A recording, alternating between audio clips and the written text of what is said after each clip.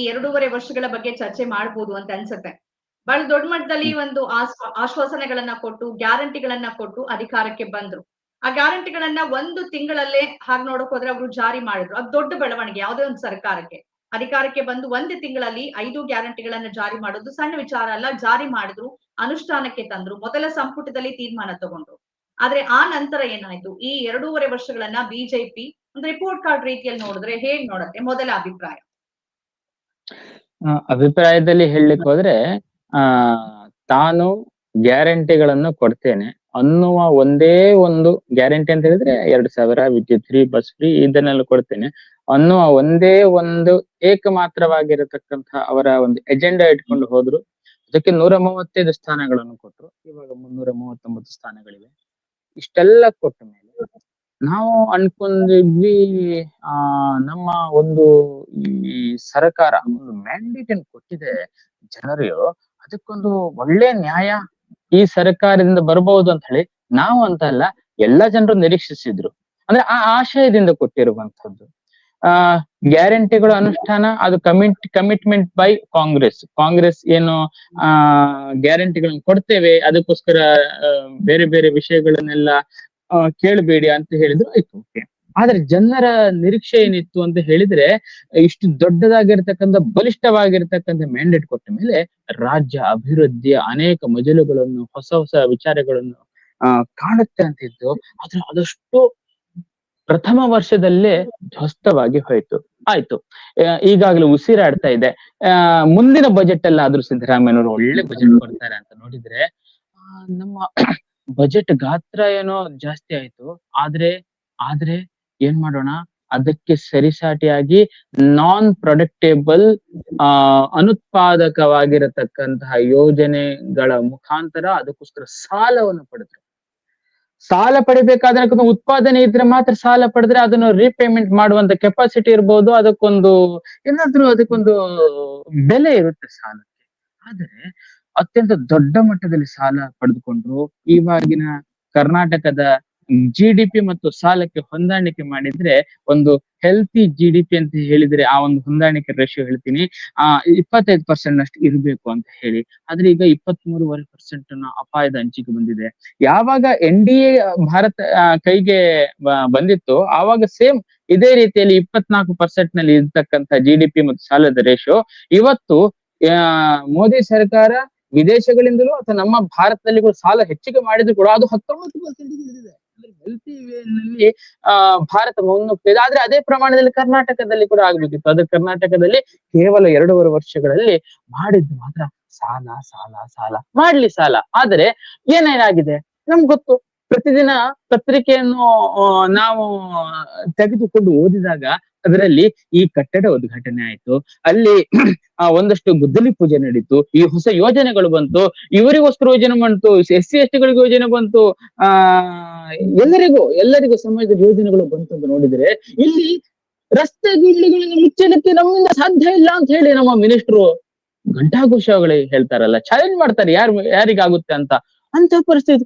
ರಸ್ತೆ ಹಾಕೋದ್ ಬಿಡಿ, ರಸ್ತೆಗೆ ಗುಂಡಿಗಳನ್ನು ಲೆಕ್ಕ ಎಷ್ಟು ಹಾಕಿ ಅಂತ ಹೇಳಿ ಕೊಟ್ರೆ ಅದು ಮುಚ್ಚೋದಕ್ಕೆ ಆಗ್ತಿಲ್ಲ. ಇಂಥ ಒಂದು ಪರಿಸ್ಥಿತಿಗೆ ತಲುಪಿ ಬಿಟ್ಟಿದೆ ಅಂತ ಹೇಳಿದ್ರೆ ಎಷ್ಟೊಂದು ಶೋಚನೀಯವಾಗಿ ನಾವು ಒಂದು ಕೇಳಿದ್ವಿ, ಸಿದ್ದರಾಮಯ್ಯನವರೇ ಒಂದು ಶ್ವೇತ ಪತ್ರವನ್ನಾದ್ರೂ ಹೊರಡಿಸಿ. ಯಾಕೆ ಅಂತ ಹೇಳಿದ್ರೆ ನಿಮ್ಮ ಸರ್ಕಾರದಲ್ಲಿ ಟೆಂಡರ್ ಹಾಕಿದ ಮೇಲೆ ಆಯಾ ವಸ್ತುಗಳ ಖರೀದಿ ಬೆಲೆ 600 ರೂಪಾಯಿ ಇದ್ದದ್ದು 2,600 ರೂಪಾಯಿ ಆಗ್ಬಿಟ್ಟಿದೆ. ಅಂದ್ರೆ ಆ ರೀತಿಯಾಗಿ ಭ್ರಷ್ಟಾಚಾರ ಎದುರಿನಲ್ಲೇ ಕಾಣ್ತಾ ಇದೆ. ನೀವಂತೂ ಧೃತರಾಷ್ಟ್ರರಾಗಿ ಕಣ್ಣನ್ನು ಮುಚ್ಚಿಕೊಂಡು ಕುತ್ಕೊಂಡಿದ್ದೀರಿ. ಅದಕ್ಕೋಸ್ಕರ ನಮ್ಮ ಜನತೆ ಕೇಳ್ತಾ ಇದೆ, ನಾವು ಪ್ರತಿಭಟನೆ ಮಾಡ್ತಿದ್ವಿ. ನಮ್ಮ ಮಂಗಳೂರಿನಲ್ಲಿ ಒಂದು ಕೆಂಪು ಕಲ್ಲಿನ ರಾಜಸ್ವವನ್ನು ಜಾಸ್ತಿ ಮಾಡಿಕೊಂಡು ಎಷ್ಟು ಭವನ ಇನ್ನೂ ಕೂಡ ಪರಿಹಾರ ಮಾಡ್ಲಿಕ್ಕೆ ಆಗ್ತಿಲ್ಲ. 5 ದಿನ ಆಯ್ತು ನೀರಿನ ಸರಬರಾಜನ್ನು ನಿಲ್ಲಿಸಿಕೊಂಡು ರಿಪೇರಿ ಮಾಡ್ಲಿಕ್ಕೆ ಆಗ್ತಿಲ್ಲ. ಅದೇ ನಮ್ಮ ಸರ್ಕಾರ ಇರತಕ್ಕಂಥ ಸಂದರ್ಭದಲ್ಲಿ ಯುದ್ಧೋಪಾದ ಮಾದರಿಯಲ್ಲಿ ನಾವು ಮಾಡ್ತಾ ಇದ್ವಿ, ಆದ್ರೆ ಇವಾಗ ಆಗ್ತಿಲ್ಲ. ಹೀಗೆ ಅನೇಕ ಇನ್ನೂ ಕೂಡ ಕಾಂಗ್ರೆಸ್ ಸರ್ಕಾರ ಬರ್ಲಿಲ್ಲ ಅಂತ ಹೇಳಿದ್ರೆ ಮುಂದಿನ ಇದರಲ್ಲಿ ಇನ್ನೂ ಡಿಬೇಟಿಗೆ ಬರ್ಲಿಲ್ಲ ಅವ್ರು. ಯಾಕಂದ್ರೆ ಅವ್ರ ನಾಯಕತ್ವ ಗೊಂದಲದಲ್ಲಿ ಇರೋದ್ರಿಂದ ಕಾರ್ಯಕರ್ತರು ಹೇಳಿಕೆಗಳನ್ನ ಕೊಡ್ತಾರೆ ಅಂತ ಚರ್ಚೆಯಿಂದ ಹಿಂದೆ ಸರಿದಿದ್ದಾರೆ. ರವಿಚಂದ್ರೇಗೌಡ್ರೆ, ಮೊದಲ ಭಾಗದಲ್ಲಿ ಅಭಿವೃದ್ಧಿ ಬಗ್ಗೆ ಚರ್ಚೆ ಮಾಡೋಣ, ನಂತರ ನಾಯಕತ್ವಕ್ಕೆ ಹೋಗ್ಬಿಡೋಣ. ಈ 2.5 ವರ್ಷಗಳಲ್ಲಿ ಕಾಂಗ್ರೆಸ್ ಪಕ್ಷದ ಅಭಿವೃದ್ಧಿ, ಸಾಧನೆ, ಆಡಳಿತ ಇದ್ರ ಬಗ್ಗೆ ಏನ್ ಪ್ರತಿಕ್ರಿಯಿಸುತ್ತೆ JDS? ಸಾಧನೆ ಶೂನ್ಯ ಅಂತ ನಾನು ಹೇಳಿದ್ರೆ ತಪ್ಪಾಗುತ್ತೆ. ಮಾಧ್ಯಮಗಳೇ ಅದನ್ನ ತೋರಿಸ್ಕೊಂಡ್ಬಿಟ್ಟಿದೆ. ಇಟ್ನಾಳ್ ಅವ್ರ ಕಾರ್ಯಕ್ರಮಕ್ಕೆ ಬಂದಿದ್ದಾರೆ, ಅವರನ್ನ ಒಂದು ಆಹ್ವಾನಿಸಿ ನೀವು ಮಾತಾಡಕ್ಕೆ. ಇಟ್ನಾಳ್ ಅವರೇ ನಮಸ್ತೆ, ಸ್ವಾಗತ. ಮಾತಾಡಿ ರವಿಚಂದ್ರೇಗೌಡ್ರೆ. ಈಗ ಸಾಧನೆ 2 ವರ್ಷದ ಸಾಧನೆ ಏನು ಅಂತ ನಾನು ಹೇಳಿದ್ರೆ ಅದು ತಪ್ಪಾಗುತ್ತೆ. ಮಾಧ್ಯಮಗಳೇ ಪ್ರತಿ ಸಾರಿ ಬಿಂಬಿಸ್ತಾರೆ. ಎಲ್ಲಾ ಮಾಧ್ಯಮಗಳಲ್ಲೂ ಕಳೆದ ಬಾರಿ ಸಿದ್ದರಾಮಯ್ಯನವರು 2018ರಲ್ಲಿ ಮುಖ್ಯಮಂತ್ರಿ ಆಗಿದ್ದಾಗ ಅವ್ರು ಮಾಡಿದ ಸಾಧನೆನ 2020 ಈಗ 23ರಲ್ಲಿ ಮುಖ್ಯಮಂತ್ರಿ ಆದಾಗ ಅವ್ರ ಸಾಧನೆ ಏನೇನು ಅಲ್ಲ ಅನ್ನೋದನ್ನ ನಾವು ಕೂಡ ವಿರೋಧ ಪಕ್ಷರಾಗಿದ್ಕೊಂಡು ಮಾಧ್ಯಮಗಳು ಕೂಡ ಅದನ್ನ ದಿನ ಬೆಳಿಗ್ಗೆ ಪ್ರತಿಬಿಂಬಿಸ್ತೀವಿ. ಯಾಕೆಂದ್ರೆ ಈ ಬಾರಿ ಅವ್ರಿಗೆ ಅವರೇ ಮಾಡ್ಕೊಂಡದ್ದು, ಅವರು ವಕೀಲರು ಆರ್ಥಿಕ ತಜ್ಞರಲ್ಲ ಅವರು. ಯಾಕೆಂದ್ರೆ ನಿಜವಾಗ್ಲೂ ಅವ್ರು ಆರ್ಥಿಕ ತಜ್ಞರಾಗಿದ್ರೆ ಯೋಜನೆ ಮಾಡಿ ಗ್ಯಾರಂಟಿ ವಿಷಯಕ್ಕೆ ಕೈ ಹಾಕ್ತಿದ್ರು. ಯಾವಾಗ ಅವ್ರು ಬರ್ತಾ ಇದ್ದಂಗೆನೆ ಅಧಿಕಾರ ಹಸ್ತಾಂತರ, ನೀವು ಅದನ್ನ ಆಮೇಲೆ ಮಾತಾಡಿ ಅಂತ ಹೇಳಿದ್ರೆ ಅದೇ ಶುರುಗೆ ಅವ್ರಿಗೆ ತೊಂದರೆ ಆದದ್ದು.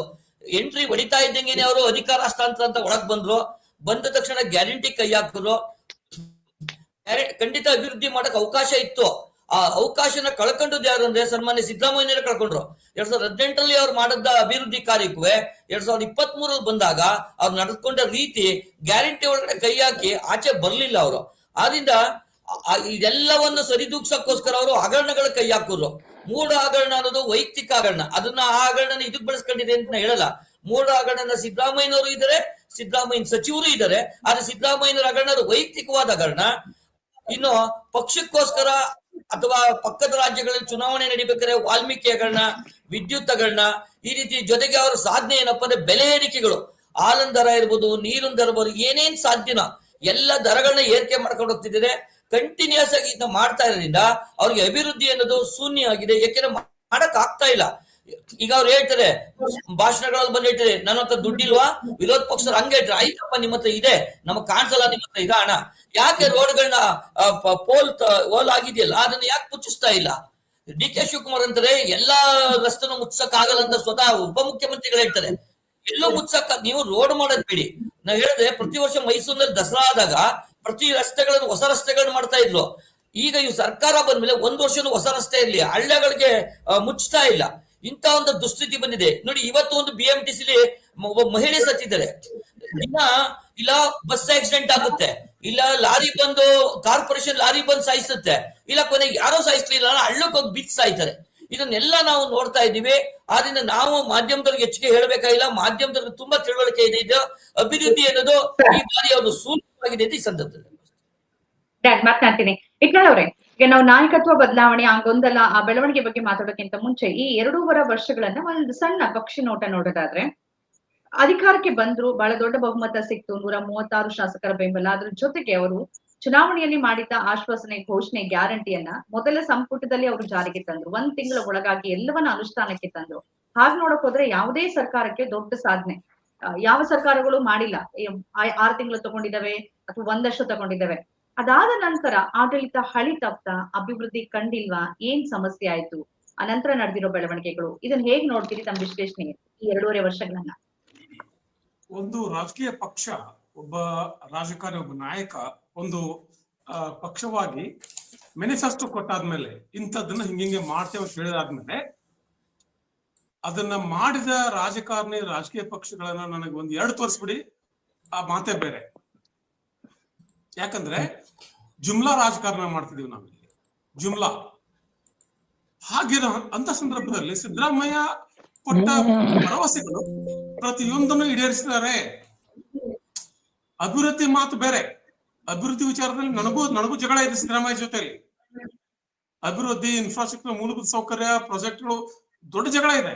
ಆದರೆ ಯಾವ ಮಾತಿನ ಮೇಲೆ ನಾನು ಓಟನ್ನು ಪಡೆದೆ,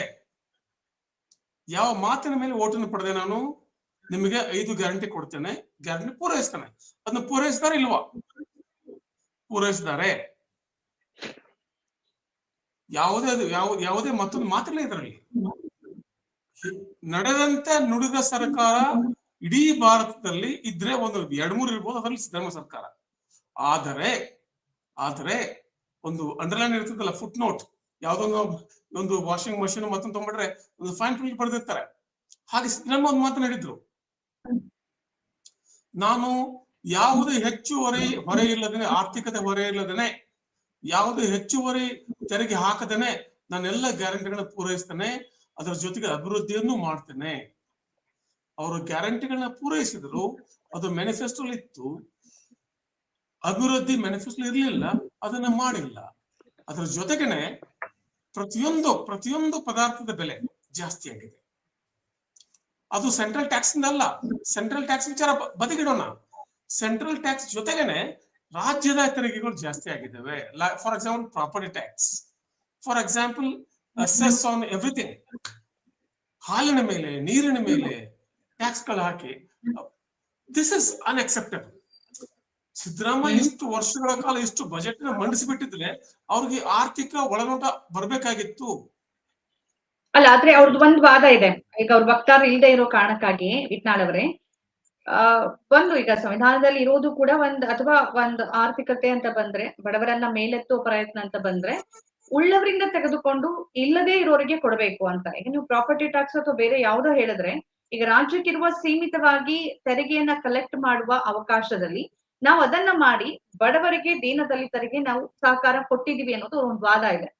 ಇದ್ದವ್ರ ಹತ್ರ ತಗೊಂಡಿದೀವಿ, ಇಲ್ಲದೆ ಇದ್ದವ್ರಿಗೆ ಹಂಚಿದೀವಿ ಅಂತ. ಇದನ್ನ ಹೇಗ್ ನೋಡ್ತೀರಿ? ಸಾಂವಿಧಾನಿಕ ಚರ್ಚೆ ಬೇರೆ, ಮ್ಯಾನಿಫೆಸ್ಟೋ ಪ್ರಣಾಳಿಕೆ ಮತ್ತು ಭರವಸೆ ಚರ್ಚೆ ಬೇರೆ. ಸಾಂವಿಧಾನಿಕವಾಗಿ ಏನೆಲ್ಲ ಮಾಡ್ಬೇಕಾಗಿತ್ತು ನಾವು ಕಳೆದ 75 ವರ್ಷಗಳಲ್ಲಿ, ಅದೆಲ್ಲವನ್ನು ಮಾಡಿಲ್ಲ ನಾವು. ಇನ್ನು ದೊಡ್ಡ ದೂರದ ಹಾದಿ ಅದು. ನಾನು ಒಂದು ಚುನಾವಣೆ ಎದುರಿಸಬೇಕಾದಾಗ ನಾನು ಭರವಸೆ ಕೊಟ್ಟಿದ್ದೇನೆ. ನಿಮ್ಗೊಂದು ಕಾಂಟ್ರಾಸ್ಟಿಂಗ್ ಎಕ್ಸಾಂಪಲ್ ಕೊಟ್ಬಿಡ್ತೇನೆ ನಾನು ನಿಮ್ಗೆ. ನರೇಂದ್ರ ಮೋದಿ 2013-14 ಚುನಾವಣಾ ಭಾಷಣ ಮಾಡೋಕೆ ಏನ್ ಹೇಳ್ತಿದ್ರು? 15 ಲಕ್ಷ ನಿಮ್ಗೆ ತಂದು ನಿಮ್ಮ ಅಕೌಂಟ್ ಹಾಕ್ಬಿಡ್ತೀನಿ ಅಂತ ಹೇಳ್ತಿದ್ರು. ಹೇಳಿದ್ರ ಇಲ್ವಾ? 15 ಲಕ್ಷ ಕಪ್ ಅದು ಮಾಡಿಲ್ಲ ಅವ್ರು. ನಾನು ಮಾತಾಡ್ತೇನೆ, ಒಂದ್ ನಿಮಿಷ ಇರಿ. ಇಲ್ಲಿ ಸಿದ್ದರಾಮಯ್ಯ ಹೇಳಿದ್ದು, ನಾನು ನಿಮ್ಮ ಅಕೌಂಟಿಗೆ, ಮಹಿಳೆಯರ ಅಕೌಂಟ್ಗೆ ಇಷ್ಟು ದುಡ್ಡು ಹಾಕ್ತೇನೆ, ನಿಮ್ಮ ಫ್ರೀ ನಿಮಗೆ ಬಸ್ ಕೊಡ್ತೇನೆ, ನಿಮ್ಗೆ ಅನ್ನ ಭಾಗ್ಯ ಕೊಡ್ತೇನೆ. ಕೊಟ್ಟಿದ್ದಾರೆ. ಅವರು ಮಾಡಬಹುದಾದ ಭರವಸೆ ಕೊಟ್ಟು ಸಾಧಿಸಿದ್ರು. ಈಗ ಕಪ್ಪನ್ನ ತಂದು ನಿಮ್ಮ ಅಕೌಂಟ್ ಹಾಕುವುದು ಸಾಂವಿಧಾನಿಕ ಒಂದು ವಿಚಾರನ ಅಥವಾ ಅದು ಚುನಾವಣಾ ಭಾಷಣ? ಇಲ್ಲಿ ಬಹಳ ಸೂಕ್ಷ್ಮ ವ್ಯತ್ಯಾಸ ಇದೆ. ಆದ್ರೆ ಚುನಾವಣಾ ಭಾಷಣ ಮತ್ತು ಭರವಸೆ, ನನಗೆ ಮೋದಿ ರಾಜಕಾರಣದ ಬಗ್ಗೆ ತುಂಬಾ ಜಗಳ ಇದೆ. ಹಾಗೆ ಕೂಡ ಸಿದ್ದರಾಮಯ್ಯ ರಾಜಕಾರಣದ ಬಗ್ಗೆ ಕೂಡ. ಯಾಕೆ ಸಿದ್ದರಾಮಯ್ಯ ರಾಜಕಾರಣ ಏನಾಗ್ಬಿಟ್ಟಿದೆ ಇಲ್ಲಿ, ನೀವು ಈ ಒಂದು ಮಹಿಳೆಯರಿಗೆ, ಬಡ ಮಹಿಳೆಯರಿಗೆ 2,000 ರೂಪಾಯಿ ಪ್ರತಿ ತಿಂಗಳು ಕೊಡ್ತೇನೆ ಅಂತ ಹೇಳಿದ್ರಿ, ಬಸ್ ಫ್ರೀ ಕೊಡ್ತೇನೆ ಅಂತ ಹೇಳಿದ್ರಿ, ನಿರುದ್ಯೋಗಿಗಳಿಗೆ ಕೊಡ್ತೇನೆ ಅಂತ ಹೇಳಿದ್ರಿ, ಅನ್ನ ಬಗ್ಗೆ ಹೇಳಿದ್ರಿ, ನೀವು ಎಲೆಕ್ಟ್ರಿಸಿಟಿ ಫ್ರೀ ಕೊಡ್ತೇನೆ ಅಂತ ಹೇಳಿದ್ರಿ. ಇದೆಲ್ಲವನ್ನು ಸಾಧಿಸೋದು ಹೇಗೆ ಸಾಧಿಸಬೇಕು ಅಂತ ಅದರ ಪ್ರಶ್ನೆ ಕೇಳಿದ್ವಿ ನಾವು. ಪತ್ರಕರ್ತರು ಕೇಳಿದ್ರು, ವಿರೋಧ ಪಕ್ಷರು ಕೇಳಿದ್ರು, ಈ ಪ್ರಶ್ನೆ ಹೇಗೆ ಮಾಡ್ತೀರಿ ಅಂತ. ಅವ್ರು ಉತ್ತರ ಒಂದೇ ಒಂದು ಕೊಟ್ಟಿದ್ದವ್ರು. ನಾನು ಈ ಒಂದು ಕರ್ನಾಟಕದ ಬಜೆಟ್ ಮೇಲೆ, ಕರ್ನಾಟಕದ ಆರ್ಥಿಕತೆ ಮೇಲೆ, ಕರ್ನಾಟಕದ ನಾಗರಿಕರ ಮೇಲೆ ಹೆಚ್ಚುವರಿ ತೆರಿಗೆ ಹೇರದೆ ಮಾಡ್ತೇನೆ. ನಾನು ಮಾಡಬಹುದಾಗಿತ್ತು, ಸುಮ್ನೆ ಮಾಡಬಹುದಾಗಿತ್ತು. ಯಾಕೆ ನೀವು ಪ್ರತಿಯೊಂದು ತೆರಿಗೆ ಜಾಸ್ತಿ ಪ್ರಾಮಿಸ್ ಮಾಡಿದ್ರಿ? ನೀವು ಪೆಟ್ರೋಲ್ ಮೇಲೆ ಸೆಸ್ ಹಾಕಿದ್ರಿ, ನೀವು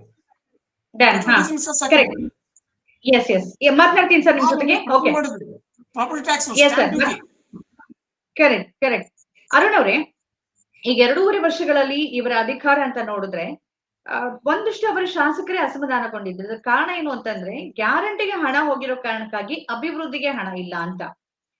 ಅದನ್ನ ಬೇರೆ ನಾಯಕತ್ವ ಅಂದ್ರೆ ಅವರ ದೊಡ್ಡ ನಾಯಕತ್ವ ಇಲ್ಲ, ನಾವ್ ಏನು ಆಶ್ವಾಸನೆ ಕೊಟ್ಟಿದ್ವಿ ಮತ್ತು ನಾವು ಗ್ಯಾರಂಟಿಗಳನ್ನ ಕೊಡ್ತಿದ್ವಿ, ಅದಕ್ಕೆ ನಾವು ಬದ್ಧರಾಗಿದ್ವಿ ಅಂತ ನಂತರ ಉತ್ತರ ಬಂತು. ಇದನ್ನ ನೋಡೋದಾದ್ರೆ ಅಂದ್ರೆ ಅಭಿವೃದ್ಧಿಗೆ ನಿಜವಾಗಿಯೂ ಹಣ ಇಲ್ವಾ? ಸಿದ್ದರಾಮಯ್ಯನವ್ರು ಮಾತ್ರ ಖಜಾನೆ ಚೆನ್ನಾಗಿದೆ ಅಂತ ಹೇಳ್ತಾರೆ. ಅವ್ರ ಶಾಸಕರುಗಳು ಹಣ ಇಲ್ಲ ಅಭಿವೃದ್ಧಿಗೆ, ನಮ್ಗೆ ಬೇಕಾದಷ್ಟು ಅನುದಾನ ಸಿಗ್ತಿಲ್ಲ ಅಂತ. ಅದ್ರಲ್ಲೂ ನಿಮ್ಮ ಆರೋಪ ಏನಿದೆ ಅಂತಂದ್ರೆ, ವಿಪಕ್ಷಗಳ ಶಾಸಕರಿರುವ ಕ್ಷೇತ್ರಗಳಿಗೆ ಅನುದಾನವನ್ನೇ ಕೊಡ್ತಾ ಇಲ್ಲ ಅಂತ. ಇದ್ರ ಬಗ್ಗೆ ಏನ್ ಪ್ರತಿಕ್ರಿಯಿಸ್ತೀರಿ? ವಿಪಕ್ಷಗಳ ಶಾಸಕರಲ್ಲಿ ಅನುದಾನ ಕೊಡ್ತಾ ಇಲ್ಲ, ಅದು ಸರಿ, ಕೊಡ್ತಾ ಇಲ್ಲ. ಶಾಸಕರೇ ಹೇಳ್ತಾ ಇದ್ದಾರೆ. ಅವರ ಕಾಂಗ್ರೆಸ್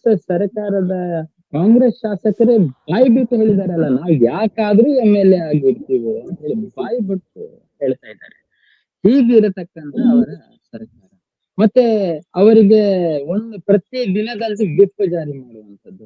ನಾಯಕತ್ವದ ಬಗ್ಗೆ ಮಾತಾಡ್ಬೇಡಿ, ನಮ್ಮ ಪ್ರಗತಿಯ ಬಗ್ಗೆ ಮಾತಾಡ್ಬೇಡಿ, ಏನು ಮಾತಾಡ್ಬೇಡಿ ಅನ್ನುವಂಥದ್ದು. ಮತ್ತೆ ಇವರು ವಿದ್ಯುತ್ ದರವನ್ನು ಫ್ರೀ ಯೋಜನೆ. ಆದ್ರೆ ವಿದ್ಯುತ್ ದರದಲ್ಲಿ ಎಂದು ಯಾವ ಸರ್ಕಾರವು ಮಾಡದಂತಹ ಪೆನ್ಷನ್ ಮತ್ತು ಸಂಬಳ ಕೊಡ್ಲಿಕ್ಕೆ ಆಗ್ತಾ ಇಲ್ಲ ಅಂತ ಹೇಳಿ ಅದಕ್ಕೊಂದು ಇನ್ನೊಂದು ಕರವನ್ನು ಅದಕ್ಕೆ ಜೋಡಿಸಿಬಿಟ್ಟಿದ್ದಾರೆ. ವಿದ್ಯುತ್ ದರವನ್ನು ಜಾಸ್ತಿ ಮಾಡಿಬಿಟ್ಟಿದ್ದಾರೆ. ಅದೇ ರೀತಿಯಲ್ಲಿ ನೀವು ಕೇಂದ್ರ ಸರ್ಕಾರದ ನಡೆ ನೋಡಿ, ಇವಾಗ ಫ್ರೀಯನ್ನು ಕೊಟ್ಟು ರಾಜಸ್ವವನ್ನು ಕಡಿಮೆ ಮಾಡುವ ಬದಲಿಗೆ ಕೇಂದ್ರ ಸರ್ಕಾರ ಸೂರ್ಯಘರ್ ಯೋಜನೆಯನ್ನು ಹಾಕ್ತು. ಎಷ್ಟು ಚೆನ್ನಾಗಿದೆ ಅಂತ ಹೇಳಿ ನಾನು ಹಾಕಿದ್ದೀನಿ. ಇವಾಗ ನಮಗೆ ಸುಮಾರು 4,000 ನನ್ನ ವಿದ್ಯುತ್ ಬಿಲ್ ಬರ್ತಾ ಇತ್ತು, ಝೀರೋ ಬರ್ತಾ ಇದೆ. ಅರುಣ್ ಅವ್ರೆ, ಅದೇ ಒಂದ್ ಈ ರೀತಿ ನಾನು ಕಂಪಾರಿಸನ್ ಹೇಳ್ತಿದ್ದೆ. ಅವ್ರು ಕೂಡ ಹೇಳಿದ್ರೆ 15 ಲಕ್ಷದ್ದು 15 ಲಕ್ಷದ ಬಗ್ಗೆ ಹೇಳಿದ್ರಲ್ಲ, ಅವರಿಗೆ ಸ್ವಲ್ಪ ಹಿಂದಿ ಭಾಷೆಯ ಜ್ಞಾನದ ಕೊರತೆ ಇರಬಹುದು. ಯಾಕಂತ ಹೇಳಿದ್ರೆ ನೀವು ಇಯರ್ಫೋನ್ ಹಾಕೊಂಡಿದ್ದೀರಲ್ಲ, ಹಂಗಾಗಿ ನಮ್ಗೆ ಆಡಿಯೋ ಕ್ಲಾರಿಟಿ ಸಿಗ್ತಾ ಇಲ್ಲ. ನೀವು ಅದನ್ನ ತೆಗೆದು ಮಾತಾಡ್ಬೋದಾ? ಹೌದಾ? ಅದನ್ನ ತೆಗೆದು ಮಾತಾಡ್ಬೋದಾ ಪ್ಲೀಸ್? ಅದು ಡಿಸ್ಕನೆಕ್ಟ್ ಮಾಡ್ಬೇಕಾ? ಡಿಸ್ಕನೆಕ್ಟ್ ಮಾಡ್ಬಿಟ್ಟು ನೀವು ಸ್ಪೀಕರ್ ಅಲ್ಲಿ ಮಾತಾಡಿದ್ರೆ ನಮ್ಗೆ ಚೆನ್ನಾಗಿ ಕೇಳಿಸ್ಬೋದು ಅಂತ ಅನ್ಸುತ್ತೆ. ಸರಿಯಾಗಿ ಕೇಳಿಸ್ತಾ ಇಲ್ಲ. ಒಂದ್ ನಿಮಿಷ ಟ್ರೈ ಮಾಡಿ. ಅಲ್ಲಿ ತನಕ ನಾನು ರವಿಚಂದ್ರ ಗೌಡ್ರ ಹತ್ರ ಮಾತಾಡ್ತೀನಿ. ಇಲ್ಲ ಸರ್, ನೀವು ಬ್ಲೂಟೂತ್ ಅಲ್ಲಿ ಈಗ ಮಾತಾಡಿ. ಕನೆಕ್ಟ್ ಆಗಿದೆ. ಈಗ ನಂಗೆ ಮೊಬೈಲ್ ಸ್ಪೀಕರ್ ಮುಖಾಂತರನೇ ಮಾತಾಡ್ತಾ ಇದ್ದೀನಿ. ಸೂಪರ್, ಮಾತಾಡಿ, ಕಂಟಿನ್ಯೂ ಮಾಡಿ. ಅದೇ ಇವರೀಗ 15 ಲಕ್ಷದ ಬಗ್ಗೆ ಏನೋ ಮಾತನಾಡಿದ್ರು. 15 ಲಕ್ಷ ಅವ್ರಿಗೆ ಹಿಂದಿ ಭಾಷೆಯ ಕೊರತೆ ಇರಬಹುದು. ಅವರು ಸಿಂಪಲ್ ಆಗಿ ಹೇಳಿರೋದು, ನಮ್ಮ ದೇಶದಲ್ಲಿ ಹೀಗೆ ಸುಮ್ನೆ ಲೆಕ್ಕ ಹಾಕಿದ್ರು ಕೂಡ ಕಪ್ಪು ಹಣ ಎಷ್ಟಿದೆ ಅನ್ನುವಂಥದ್ದು ಅಂದಾಜು ಮಾಡಿದರೆ, ಯಾಕಂದ್ರೆ ಮೀನಿನ ಹೆಜ್ಜೆಯನ್ನು ಹಿಡಿಯುವಂಥದ್ದು ಮಾಡಿದ್ರು ಕೂಡ ಒಬ್ಬೊಬ್ಬರ ಅಕೌಂಟಿಗೆ 15 ಲಕ್ಷ ಬರ್ಬಹುದ್ರಿ. ಅಷ್ಟು ಆಡಳಿತದಲ್ಲಿ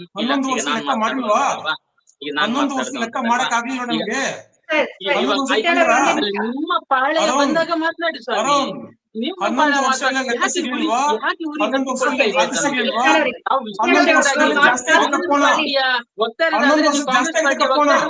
ಹಾಕಿ ಸ್ವಾಮಿ.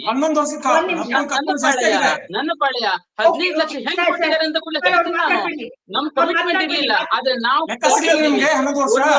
ನಮ್ಮ ಮೋದಿಜಿ ಅವರಿಗೆ ನಾನೊಂದು ಪ್ರಶ್ನೆ ಕೇಳಿದ್ದೆ. ಮೋದಿಜಿ ಲೆಕ್ಕ ಗೊತ್ತಿಲ್ವಾ? ನಿಮ್ನ ಮಾತುಕತೆ ಆದ್ರೆ ನಾನು ಮಾತಾಡ್ತೀನಿ, ಅವ್ರದ್ದೆಲ್ಲ ಮಾತುಕತೆ ಆಗ್ಲಿ, ಆಯ್ತಾ? ಈಗ ನನ್ನ ಪಾಳಯ ಇನ್ನೊಂದು 2 ನಿಮಿಷದಲ್ಲಿ ಬೇರೆಯವ್ರಿಗೆ ವರ್ಗಾವಣೆ ಆಗುತ್ತೆ ಅಲ್ವಾ? ನಮ್ಮ ಮೋದಿಜಿ ಅವ್ರದ್ದು ಹೇಗಿರುತ್ತೆ ಅಂತ ಹೇಳಿದ್ರೆ, ನೀವು ಮನೇಲಿ ನಿದ್ದೆ ಮಾಡಿ ನನಗೊಂದು ಓಟ್ ಹಾಕಿ ನಿಮ್ಗೆ ದುಡ್ಡು ಕೊಡ್ತೇನೆ, ಹಾಗೆ ಮಾಡೋದಿಲ್ಲ. ಯಾಕೆ ಅಂತ ಹೇಳಿದ್ರೆ, ಇದು ಬಸವರ ಇವರೆಲ್ಲ ಹೇಳಿದ್ರಲ್ಲ, ಏನ್ ಲಂಚ ಕೊಟ್ಟಾಗ ಹಂಗಲ್ಲ.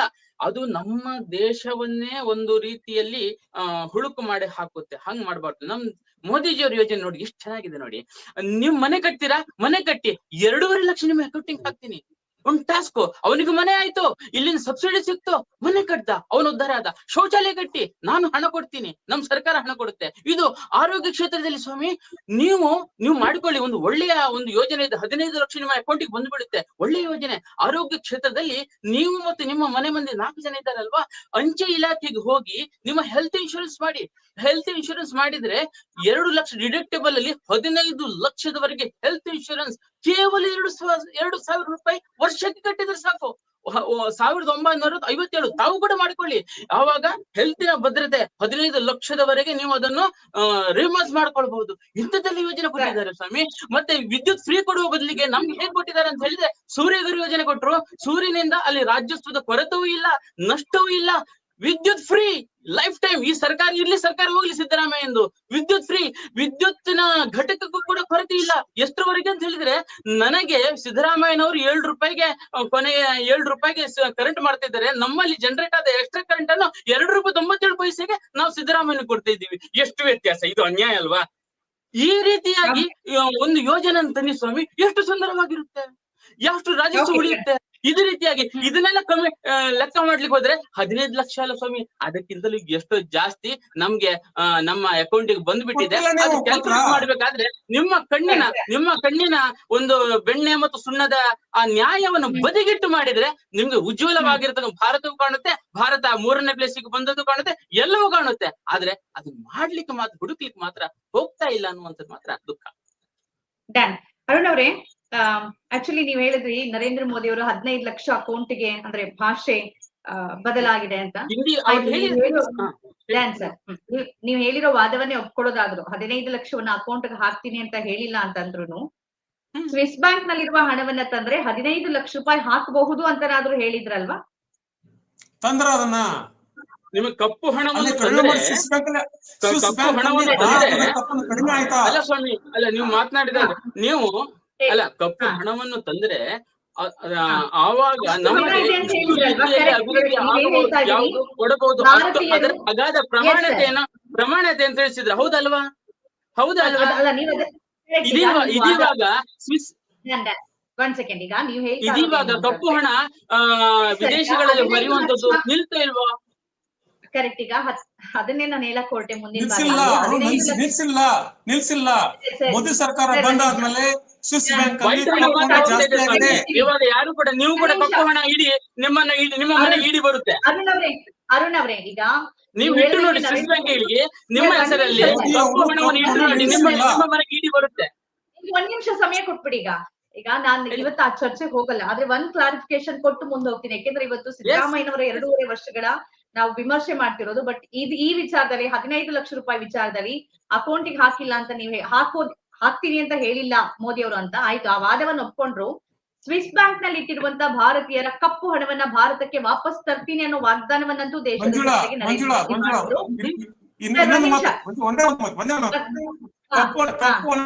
ತರಲಿಲ್ಲ. ಮತ್ ಬೇರೆ ಭಾರತೀಯರ ಕಪ್ಪು ಹಣ ಸ್ವಿಸ್ ಬ್ಯಾಂಕ್ ಅಲ್ಲಿ ಕಡಿಮೆ ಆಗಿದೆ, ಜಾಸ್ತಿ ಆಗಿದೆ ಕಳೆದ 10 ವರ್ಷದಲ್ಲಿ. ಅದನ್ನ ಮುಂದಿನ ಭಾಗ ಹೇಳ್ತೀನಿ. ಅರುಣ್ ಅವರೇ, ಇದನ್ನ ನೀವು ಡಿನೈ ಮಾಡಕ್ ಆಗೋದಿಲ್ಲ. ಆ ವಾಗ್ದಾನ ದೇಶದ ಜನಕ್ ಮಾಡಿದ್ರು. ಆದ್ರೆ ನಿಮ್ಗೆ ಸ್ಟಾಟಿಸ್ಟಿಕ್ಸ್ ನೋಡೋದಾದ್ರೆ 2024ರಲ್ಲಿ 3 ಪಟ್ಟು ಸ್ವಿಸ್ ಬ್ಯಾಂಕ್ ಅಲ್ಲಿ ಇಟ್ಟಿರೋ ಹಣ ಹೆಚ್ಚಾಗಿದೆ. 3.54 ಬಿಲಿಯನ್ ಸ್ವಿಸ್ ಫ್ರಾಂಕ್ ಅಂತಂದ್ರೆ ಭಾರತೀಯ ರೂಪಾಯಿಯಲ್ಲಿ ಅಂದ್ರೆ ನಿಮ್ಗೆ ಗೊತ್ತಾಗಿದೆ ಅಂತ ಹೇಳಿದ್ರೆ, ಭಾರತೀಯರ ಹಣ ಇದೆ ಅಂತ ಗೊತ್ತಾಗಿದೆ ಅಂತ ಹೇಳಿದ್ರೆ ಅದು ವೈಟ್ ಮನಿನೋ ಕಪ್ಪು ಹಣನೋ ಬಿಳಿ ಹಣನೋ? ಈಗ ನಿಮಗೆ ಕಪ್ಪು ಹಣ ಅಂತ ಹೇಳಿದ್ರೆ ಏನು? ನೀವು ಅಲ್ಲ, ನನಗೂ ಕೂಡ ಸ್ವಾತಂತ್ರ್ಯ ಇದೆ, ಬೇಕಾದ ಪರ್ಮಿಷನ್ ಪಡೆದುಕೊಂಡು ವಿದೇಶದ ಯಾವುದೇ ಬ್ಯಾಂಕಿನಲ್ಲಿ ಆಯಾ NRIs ಗಳು ಇಡಬಹುದು, ಅದಕ್ಕೇನಿಲ್ಲ. ಈಗ ನಿಮಗೆ ಗೊತ್ತಾಗಿದೆ ಅಂತ ಹೇಳಿದ್ರೆ ಅದು ಕಪ್ಪು ಹಣನೋ ಬಿಳಿ ಹಣನೋ ನಂಗೆ ಉತ್ತರ ಕೊಟ್ಟು ಬಿಡಿ. ಇಲ್ಲ ಅದು ಕಪ್ಪು ಹಣ ಅಂತ ಹೇಳಿದ್ರೆ ವಿಟ್ಟಿ ಕಳಿಸ್ಬಿಡೋಣ. ಸ್ವಾಮಿ, ಇವಾಗ ನಿಮ್ಗೆ ಗೊತ್ತಾಗಿದೆ, ಅಷ್ಟು ಜನರಲ್ಲಿ ಲಿಸ್ಟ್ ಮಾಡಿಕೊಂಡು ಹೇಳಿದ್ರಿ, ಇವಾಗ ಜಾಸ್ತಿ ಆಗಿದೆ ಅಂತ ಹೇಳಿ ನೀವ್ ಹೇಳ್ಬಿಡಿ. ಆಯ್ತು, ಈಗ ನೀವ್ ಅಧಿಕಾರಕ್ಕೆ ಬರೋಕ್ಕಿಂತ ಮುಂಚೆ ಭಾರತೀಯರು ತಗೊಂಡೋಗಿ ಕಪ್ಪು ಹಣವನ್ನ ಸ್ವಿಸ್ ಬ್ಯಾಂಕ್ ಅಲ್ಲಿ ಇಟ್ಟಿದ್ರಲ್ಲ, ಅದ್ರಲ್ಲಿ ಎಷ್ಟು % ತಂದಿದ್ದೀರಾ ಅದನ್ನ ಹೇಳ್ಬಿಡಿ ಜನಕ್ಕೆ. ಅಲ್ಲ ಇವ್ರ ಸರ್ಕಾರ ಇಟ್ಟಿದ್ದು ಬಿಳಿ ಹಣ, ಅವ್ರ ಸರ್ಕಾರದ ಕಪ್ಪು ಹಣ. ಇವಾಗ ಯಾವುದೇ ಹಣವನ್ನು ನೋಡಿ, ಈ ಕಾಂಗ್ರೆಸ್ ಸರ್ಕಾರ ಇರ್ಬೇಕಾದ್ರೆ ಅವರದೇ ಹಣ ಇರ್ತಿತ್ತು ಸ್ವಾಮಿ, ಬೇರೆ ಯಾರ್ದೆಲ್ಲ 70 ವರ್ಷ ಆಡಳಿತ ನಡೆಸಿದವರು ಅವರೇ ಅಲ್ವಾ? ಹಾಗೆ ಅವರದೇ ಹಣ ಇರ್ತಿತ್ತು. ಅವರದೇ ಹಣವನ್ನು ಕಪ್ಪು ಹಣವಾಗಿ ಅವರು ಬೇರೆ ವಿದೇಶದ ಬ್ಯಾಂಕುಗಳಲ್ಲಿ ಇಡ್ತಾ ಇದ್ರು. ಇವಾಗ ಯಾರೇ ಹಣ ಇಟ್ರು ಕೂಡ, ಒಂದು ನಿಮಿಷ ಕೇಳಿಬಿಡ್ತೀನಿ, ಇವಾಗ ಯಾರೇ ಹಣ ಇಟ್ರು ಕೂಡ ಅದು ಎಷ್ಟು, ಯಾರು, ಏನು ಎಲ್ಲವನ್ನು ಕೊಡಬೇಕು ಅನ್ನುವಂಥದ್ದಕ್ಕೆ ಬಗ್ಗಿಸಿ ಬಿಟ್ಟಿದ್ದಾರೆ. ಅದಕ್ಕೆ ಅಪ್ರಿಶಿಯೇಟ್ ಮಾಡಿದ್ರೆ ನೀವು ವಾಪಸ್ ತಗೊಂಡ್ಬಂದ್ರ? ಈಗ ಮೊದ್ಲಿತ್ತಲ್ಲ ಕಪ್ಪಣ, ಅದನ್ನ ವಾಪಸ್ ತಗೊಂಡ್ಬಂದ್ರ? ಈಗಿರೋದು ವೈಟ್ ನೀವ್ ಹೇಳ್ತಿದ್ದೀರಿ, ಸರಿ, ಅದನ್ನೇ ವಾದ ಒಪ್ಕೊಳ್ಳೋಣ. ವೈಟ್ ಹಣ ಈಗ ಲೆಕ್ಕ ಇದೆ ಅಲ್ವಾ? ಅದನ್ನ ವಾಪಸ್ ತಂದಿದೀವಾ?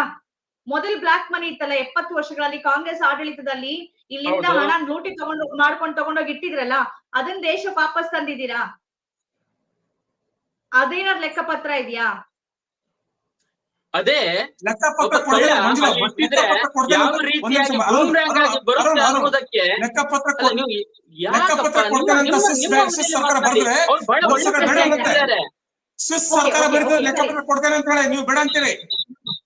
ಅವ್ರು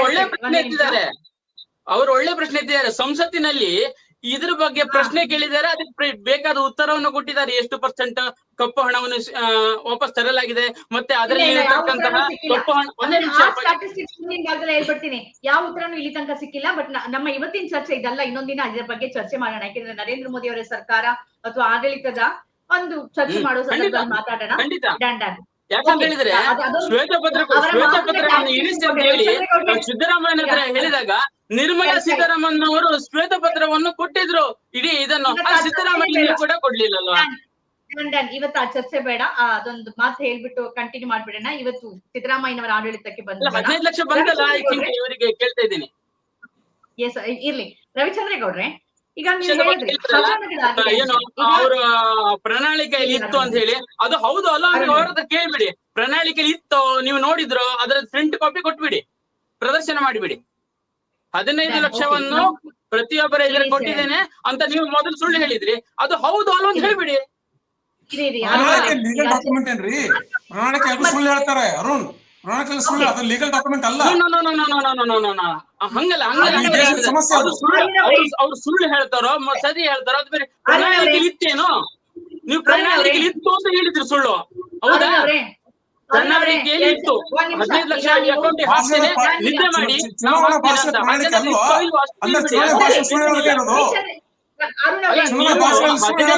ಪ್ರಣಾಳಿಕೆಯಲ್ಲಿ ಇದೆ ಅಂತ ನೀವು ಒಪ್ಪಿಕೊಂಡಿದ್ದೀರಿ. ಸಿದ್ದರಾಮಯ್ಯನವರ 2.5 ವರ್ಷದ ಚರ್ಚೆಗೆ ಹೋಗ್ಬಿಡೋಣ, ಅದನ್ನ ಇನ್ನೊಂದ್ ದಿನ ಚರ್ಚೆ ಮಾಡೋಣ. ನೀವು ಕೊಟ್ಟಿರೋ ಪ್ರಣಾಳಿಕೆ ಏನಾಗಿತ್ತು, ಅದನ್ನ ಏನ್ ಈಡೇರಿಸಿದಿರಿ, ಏನ್ ಈಡೇರಿಸಿಲ್ಲ ಅಂತ. ರವಿಚಂದ್ರೇಗೌಡ್ರೆ, ಈ 2.5 ವರ್ಷಗಳಲ್ಲಿ ನೀವು ಹಗರಣಗಳನ್ನ ಒಂದಷ್ಟು ಪಟ್ಟಿ ಮಾಡಿದ್ರಿ. ಅದು ವಾಲ್ಮೀಕಿ ಇರ್ಬೋದು ಅಥವಾ ಮೂಡ ಇರ್ಬೋದು.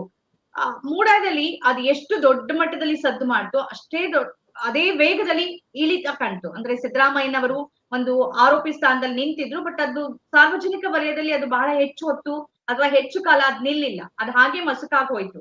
ಇದಕ್ಕೇನ್ ಕಾರಣ ಅಂತ ಹೇಳ್ತೀರಿ? ವಾಲ್ಮೀಕಿ ಅಂತ ದೊಡ್ಡ ಹಗರಣವನ್ನ ವಿಪಕ್ಷಗಳು ಬಳಸ್ಕೊಳ್ಳುವಲ್ಲಿ ತಾತ್ಕಾಲಿಕವಾಗಿ ಆ ಕ್ಷಣಕ್ಕೆ ಹೋರಾಟ, ಪ್ರತಿಭಟನೆ ಎಲ್ಲವೂ ಆಯ್ತು. ಬಟ್ ಇನ್ನೂ ದೊಡ್ಡ ಮಟ್ಟದಲ್ಲಿ, ಯಾಕೆಂದ್ರೆ ದಲಿತರ ಹಣ ಹೋಗಿದ್ದು, SSP TSP ಹಣ ಕೂಡ ಇತ್ತು. ಇದೆಲ್ಲವನ್ನ ದೊಡ್ಡ ಮಟ್ಟದಲ್ಲಿ ತಗೊಂಡು ಹೋಗುವಲ್ಲಿ ನೀವು ಕೂಡ, ನಿಮ್ಮನ್ನು ಸೇರಿದಂತೆ ಬಿಜೆಪಿ ವಿಫಲ ಆಯ್ತಾ? ಇದ್ರ ಬಗ್ಗೆ ಪ್ರಾಮಾಣಿಕವಾಗಿ ಏನ್ ಅನ್ಸುತ್ತೆ?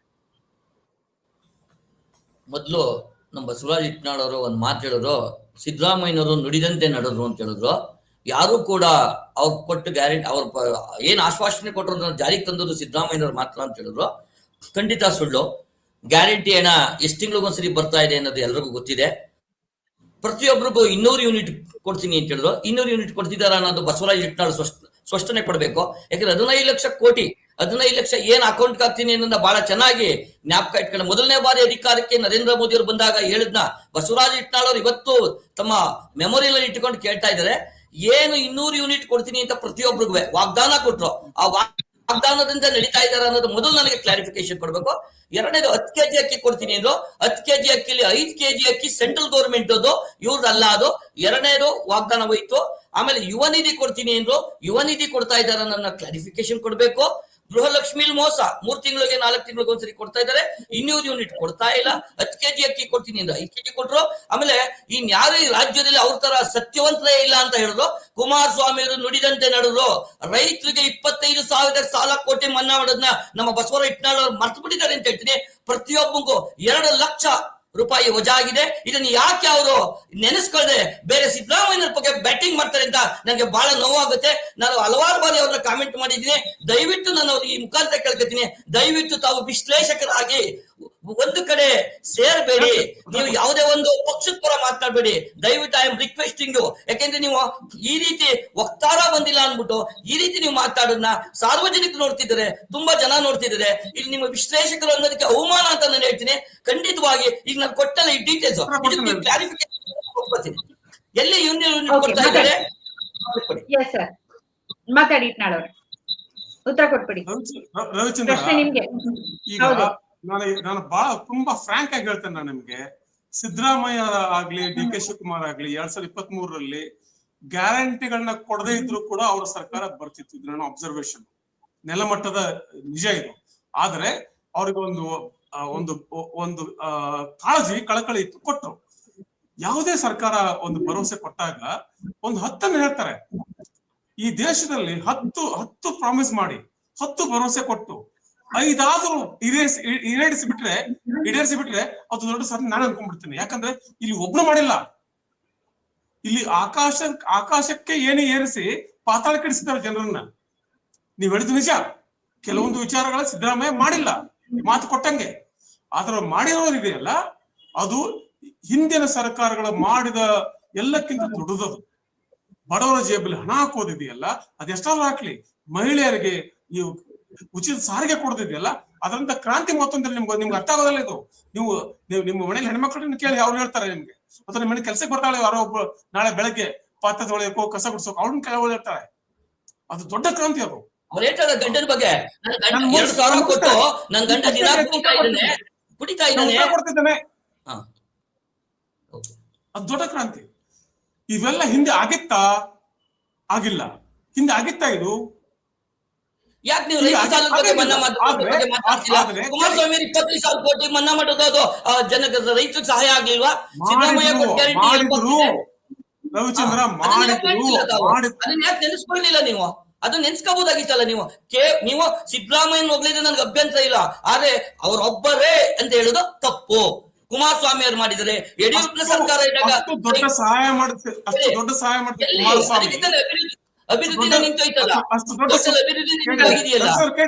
ಕೇಳ್ರಿ, ಅಷ್ಟು ದೊಡ್ಡ ಸಹಾಯ ಮಾಡಿದ ಕುಮಾರಸ್ವಾಮಿ ಯಾಕೆ ಕರ್ನಾಟಕ ಜನನಾಯಕ ಆಗ್ಲಿಲ್ಲ? ಕರ್ನಾಟಕ ಜನನಾಯಕ ಅವರ ಸಾಲ ಮನ್ನಾ. ನಿಮಿಷ, ಬಸವರಾಜ ಇಟ್ನಾಳ್ ದೃಷ್ಟಿನ ಜನನಾಯಕ ಅಲ್ಲ ಅವರು. ಈ ಕರ್ನಾಟಕ ಜನತೆಗೆ 20 ತಿಂಗಳು 11 ತಿಂಗಳು ಅಧಿಕಾರ ನಡೆಸಿ ಒಬ್ಬ ಹೆಸರು ಮಾಡಿದ್ದಾರೆ ದಟ್ ಇಸ್ ಕುಮಾರಸ್ವಾಮಿ. ಕೇವಲ ಕರ್ನಾಟಕದಲ್ಲ, ಈ ಭಾರತ ದೇಶದಲ್ಲೇ ಕುಮಾರಸ್ವಾಮಿ ಅವರು ಮಾಡಿರೋ ಸಾಧ್ಯನ ಸಿದ್ದರಾಮಯ್ಯ ತಮ್ಮ ಜೀವನದಲ್ಲಿ ಮಾಡಕ್ಕಾಗಲ್ಲ ಅಂತ ಈ ಸಂದರ್ಭದಲ್ಲಿ ಹೇಳಕ್ ಬಯಸ್ತೇನೆ ನಾನು. ಸಿದ್ದರಾಮಯ್ಯ ಸಾಧ್ಯ ಕಾಣಿಸ್ತಾ ಇದೆ. ಕುಮಾರಸ್ವಾಮಿ ಇವತ್ತು ಕೂಡ 20 ತಿಂಗಳು ಕುಮಾರಸ್ವಾಮಿ ಸಾಧ್ಯನ ಯಾರು ಕೂಡ ಮಾತಾಡಂಗಿಲ್ಲ. ಅವ್ರು 11 ತಿಂಗಳು ಮಾತಾಡಾಗಿಲ್ಲ. ಇದು ನಿಮಗೆ ಗೊತ್ತಿರ್ಬೋದು. ಅವರು ಮಾಡಿದ ಸರಾಯಿ ನಿಷೇಧ, ಲಾಟರಿ ನಿಷೇಧ, ದಲಿತರ ಮನೆಗೆ ಮಲ್ಕು ಎಲ್ಲ ಎಂತೆಂತ ಒಳ್ಳೊಳ್ಳೆ ಕಾರ್ಯಕ್ರಮ, ಆ ಕಾರ್ಯಕ್ರಮನ ಯಾರು ಕೂಡ ಇವತ್ತವರೆಗೂ ಮಾಡಿಲ್ಲ. ಈ ದೇಶದಲ್ಲಿ ಅದನ್ನು ಮೆಚ್ಚ ಅಂತದ್ದು. ಇವತ್ತು ಕೂಡ ಕುಮಾರಸ್ವಾಮಿ ಅವರಿಗೆ ಕೆಟ್ಟ ಹೆಸರು ಬರ್ಬೇಕಂದ್ರೆ ಸನ್ಮಾನ್ಯ ಸಿದ್ದರಾಮಯ್ಯನವರಿಂದ ಹೊರತು ಇನ್ಯಾರಿಂದನೂ ಅಲ್ಲ ಅಂತ ನಾನು ಹೇಳಕ್ ಬಯಸ್ತೀನಿ. ಸಾಧ್ಯ ಇಲ್ಲ ರವಿಚಂದ್ರ, ಯಾರು ಕೆಟ್ಟ ಸಾಧ್ಯ ಇಲ್ಲ. ನಿಮ್ಮ ಕೆಲಸ ಮಾತಾಡುತ್ತೆ.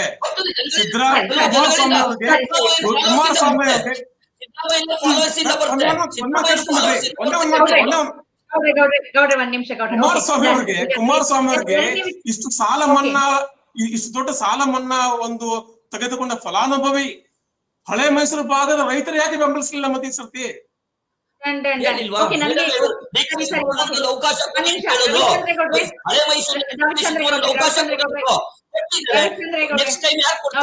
ನೆಕ್ಸ್ಟ್ ಟೈಮ್ ಯಾವುದೇ ಕಾರಣಕ್ಕೂ ಡಿ ಕೆ ಶಿವಕುಮಾರ್ ಯಾವ ಅವಕಾಶನೂ ಸಿಕ್ಕಲ್ಲ. ಏನು ಕಾಂಗ್ರೆಸ್ಗೆ ಅವಕಾಶ ಆಯ್ತು, ಕಾಂಗ್ರೆಸ್ ಅವಕಾಶ ಏನಿತ್ತು, 2 ಅವಕಾಶ ಆಯ್ತು. ಒಂದು 40% ಬಿಜೆಪಿ ಅವರ ಮೇಲೆ ಆರೋಪ ಮಾಡಿದ್ರಿ, ಇನ್ನೊಂದು ಹಳೆ ಮೈಸೂರಿನಲ್ಲಿ ಡಿ ಕೆ ಶಿವಕುಮಾರ್ ನನಗೊಂದು ಅವಕಾಶ ಕೊಡಿ ಎಂದು. ಇವತ್ತೇನೆ ಡಿ ಕೆ ಶಿವಕುಮಾರ್ ಏನ್ ಹೇಳಿದ್ರು? ದುಡಿಯೋರು ಯಾರೋ ಲಾಭ ಪಡೆಯೋರು ಯಾರೋ ಲಾಭನ ಅಂದ್ರು. ಇದಕ್ಕಿಂತ ಬೇಕಾ? ದುಡಿಯೋರು ಯಾರೋ ಅದು ಲಾಭ. ನಮ್ಮ ಸನ್ಮಾನ್ಯ ಸಿದ್ದರಾಮಯ್ಯನವರು ಜೆಡಿಎಸ್ ಅಲ್ಲಿ ಇದ್ದಾಗ್ಲೂ ಅಷ್ಟೇನೆ, ಜೆಡಿಎಸ್ ಅಲ್ಲಿ ಇದ್ದಾಗ್ಲೂ ಅವ್ರು ದುಡಿತಾ ಇರಲಿಲ್ಲ, ಬರೀ ಲಾಭ ಪಡಿತಾ ಇದ್ರು. ದುಡಿತಿದ್ದು ಯಾರೋ, ಲಾಭ ಪಡಿತಿದ್ದು ಯಾರೋ? ಸಿದ್ದರಾಮಯ್ಯನವರು ಜಾತಿ ಹೆಸರು ಹೇಳ್ಕೊಂಡು, ಅಹಿಂದ ಹೆಸರು ಹೇಳ್ಕೊಂಡು ಚೇರ್ ಮೇಲೆ ಕೂತ್ಕೊಂಡವ್ರು ಹೊರತು ಯಾವುದೇ ಗ್ರೌಂಡ್ ಲೆವೆಲ್ ಕೆಲಸ ಮಾಡಿದವರಲ್ಲ ಸಿದ್ದರಾಮಯ್ಯನವರು. ಸರಿ ಓಕೆ. ನನಗೆ ನನ್ನ ಪರ್ಸನಲ್ ಒಂದು ಅಬ್ಸರ್ವೇಷನ್ ಏನು ಅಂತಂದ್ರೆ, ಯಾವ ನಾಯಕನ ಜೊತೆಗೂ ಹೋಲಿಕೆ ಮಾಡೋಕ್ ಆಗೋದಿಲ್ಲ. ಅವರ ಪಾಸಿಟಿವ್ಸ್ ನೆಗೆಟಿವ್ಸ್ ಬೇರೆನೆ ಇರುತ್ತೆ ಅಂತ ನನ್ಗೆ ಅನ್ಸುತ್ತೆ. ಕುಮಾರಸ್ವಾಮಿ ಅವ್ರು ಹಾಂಗ್ ನೋಡಕ್ ಹೋದ್ರೆ ಅವ್ರು ಹೇಳ್ದಂಗೆ ಅನೇಕ ಯೋಚನೆಗಳನ್ನ, ಸಾರಾಯಿ ನಿಷೇಧ, ಸಾರಿ ಲಾಟರಿ ನಿಷೇಧ ಇರ್ಬೋದು. ನಮ್ಮ ಉತ್ತರ ಕರ್ನಾಟಕದಲ್ಲಿ ಕಳಸಾ ಬಂಡ್ರಿ ದೊಡ್ಡ ಕೆಲಸ ಮಾಡಿದ್ರು. ಕಳಸಾ ಬಂಡ್ರಿಗೆ ಕುಮಾರಸ್ವಾಮಿ ಬಿಟ್ಟು. ಹೌದು, ಈಗ ಹಳ್ಳಿಗಳಿಗೆ ಹೋಗಿ ಜನರ ಮನೆಯಲ್ಲಿ ಉಳಿಯೋದು ಇರ್ಬೋದು, ಗ್ರಾಮ ವಾಸ್ತವ್ಯ, ಅದೆಲ್ಲದ ಹೊಸ ಪರಿಕಲ್ಪನೆ ತಗೊಂಡ್ರು. ಏನಂದ್ರೆ ಅವ್ರಿಗೆ ಬೇಕಾದಂತ ಸಂಖ್ಯಾಬಲ ಇರ್ಲಿಲ್ಲ. ಜೊತೆಗೆ ಕುಟುಂಬಕ್ಕೆ ಹೆಚ್ಚು ಪ್ರಾಮುಖ್ಯತೆ ಕೊಟ್ಟಿದ್ದು ಅದು ಕೂಡ ಬಹಳ ಮುಖ್ಯವಾಗಿತ್ತು. ರವಿಚಂದ್ರಗೌಡರು ಅದನ್ನ ಡಿನೈ ಮಾಡಬಹುದು, ಬಟ್ ಅದು ಕೂಡ ಬಹಳ ಮುಖ್ಯ ಅಂತ ಅನ್ಸುತ್ತೆ. ಇದು ನನ್ನ ಸಣ್ಣ ಅಭಿಪ್ರಾಯ. ಇನ್ನೊಂದು ಪಾರ್ಟಿಗೆ ಹೋಗ್ಬೇಡ. ಇಟ್ನಾಳ್ ಅವರೇ, ನಿಮ್ಮಿಂದಾನೇ ಆರಂಭ ಮಾಡ್ತೀನಿ. 2.5 ವರ್ಷ ಆಗಿದೆ. ಇಲ್ಲಿ ತನಕ ಇತ್ತು ಚರ್ಚೆ, ಆದ್ರೆ ಇವತ್ತೇ ದೊಡ್ಡ ಮಟ್ಟದಲ್ಲಿ ನಾಯಕತ್ವ ಬದಲಾವಣೆ ಬಗ್ಗೆ ಚರ್ಚೆ ಆಗಿದೆ. ಈಗ ಅವ್ರು ಪ್ರಸ್ತಾಪ ಮಾಡಿದಂತೆ ಡಿ ಕೆ ಶಿವಕುಮಾರ್ ಅವರು ದುಡಿಯೋರು ಯಾರೋ ಫಲ ಉಣ್ಣೋರು ಯಾರು ಅಂತ ಹೇಳ್ತಾ ಇದ್ರೆ, ಅವರ ಸಹೋದರ ಡಿ ಕೆ ಸುರೇಶ್ ಅವರು ಮಾರ್ಮಿಕವಾಗಿ ಸಿದ್ದರಾಮಯ್ಯನವರು ಕೊಟ್ಟು ಮಾತು ತಪ್ಪೋದಿಲ್ಲ ಅಂತ ಹೇಳ್ತಿದ್ದಾರೆ. ಅವರ ಬೆಂಬಲಿಗರು ಅನೇಕ ಮಂದಿ ಶಾಸಕರು, ಸಚಿವರುಗಳು, ಹೆಚ್ಚಾಗಿ ಹಳೆ ಮೈಸೂರು ಭಾಗದವರು ದೆಹಲಿ ತಲುಪಿದ್ದಾರೆ. ನಾಳೆ ಇನ್ನೊಂದು ತಂಡ ಹೋಗ್ತಾ ಇದೆ. ಸಿದ್ದರಾಮಯ್ಯನವರು ನನ್ನ ಸ್ಥಾನ ಭದ್ರ, ಇವತ್ತು ಭದ್ರ, ಮುಂದೇನು ಭದ್ರ, 28ಕ್ಕೂ ಕಾಂಗ್ರೆಸ್ ಸರ್ಕಾರ ಅಂತ ಹೇಳ್ತಿದ್ದಾರೆ. ಈ ನಾಯಕತ್ವ ಗೊಂದಲ, ಬದಲಾವಣೆ, ಚರ್ಚೆ, ಇದ್ರ ಬಗ್ಗೆ ತಮ್ಮ ಅಭಿಪ್ರಾಯ? ಇಲ್ಲಿ ಏನಾಗ್ಬಿಟ್ಟಿದೆ, ಮೊನ್ನೆ ಬಿಹಾರ ಚುನಾವಣೆ ಆದ್ಮೇಲೆ, ಅದ ಫಲಿತಾಂಶ ಬಂದಾದ್ಮೇಲೆ ಈ ಕಾಂಗ್ರೆಸ್ ಹೈಕಮಾಂಡ್ ಸ್ವಲ್ಪ ವೀಕ್ ಆಗಿದೆ. ಕರ್ನಾಟಕದ ಚುನಾವಣೆ ಫಲಿತಾಂಶ ಬಂದಾಗ 23ರಲ್ಲಿ ಕಾಂಗ್ರೆಸ್ ಹೈಕಮಾಂಡ್ ಬೇರೆ ರೀತಿ ಇತ್ತು, ಈಗ ಬೇರೆ ರೀತಿ ಇದೆ ಒಂದು. ಆಮೇಲೆ ಆ ಯಾವುದೇ ಒಂದು ಚರ್ಚೆ, ಅಧಿಕಾರ ಹಸ್ತಾಂತರ ಚರ್ಚೆ ಆಗ್ಲಿ ಅಥವಾ ಆ ಒಂದು ಭರವಸೆಗಳಾಗ್ಲಿ, ಅದು 4 ಗೋಡೆಗಳ ಮಧ್ಯೆ ಆಗಿದೆ. ಅಂತ ನಾವು ಮಾಧ್ಯಮಗಳಿಗೆ ನಮ್ಗೆ ಗೊತ್ತಿದೆ. ನಾವು ಊಹೆ ಮಾಡಿ ಮಾತಾಡ್ತಾ ಇಲ್ಲ. ನಮ್ಗೆ ನಮ್ಮ ಮೇಲೆ ಬೇರೆ ಸಾವಿರ ಆರೋಪ ಮಾಡ್ಲಿ ಮಾಧ್ಯಮಗಳು ಸೃಷ್ಟಿ ಮಾಡಿದಂತ, ಬಟ್ ವಿ ನೋ ಇಟ್. ನಮ್ಗೆ ನಮ್ದಾದಂತ ಬಲ್ಲ ಮೂಲಗಳು ಇರ್ತವೆ, ನಮ್ಗೇದಂತ ಸೋರ್ಸ್ ಇರ್ತವೆ. It has happened.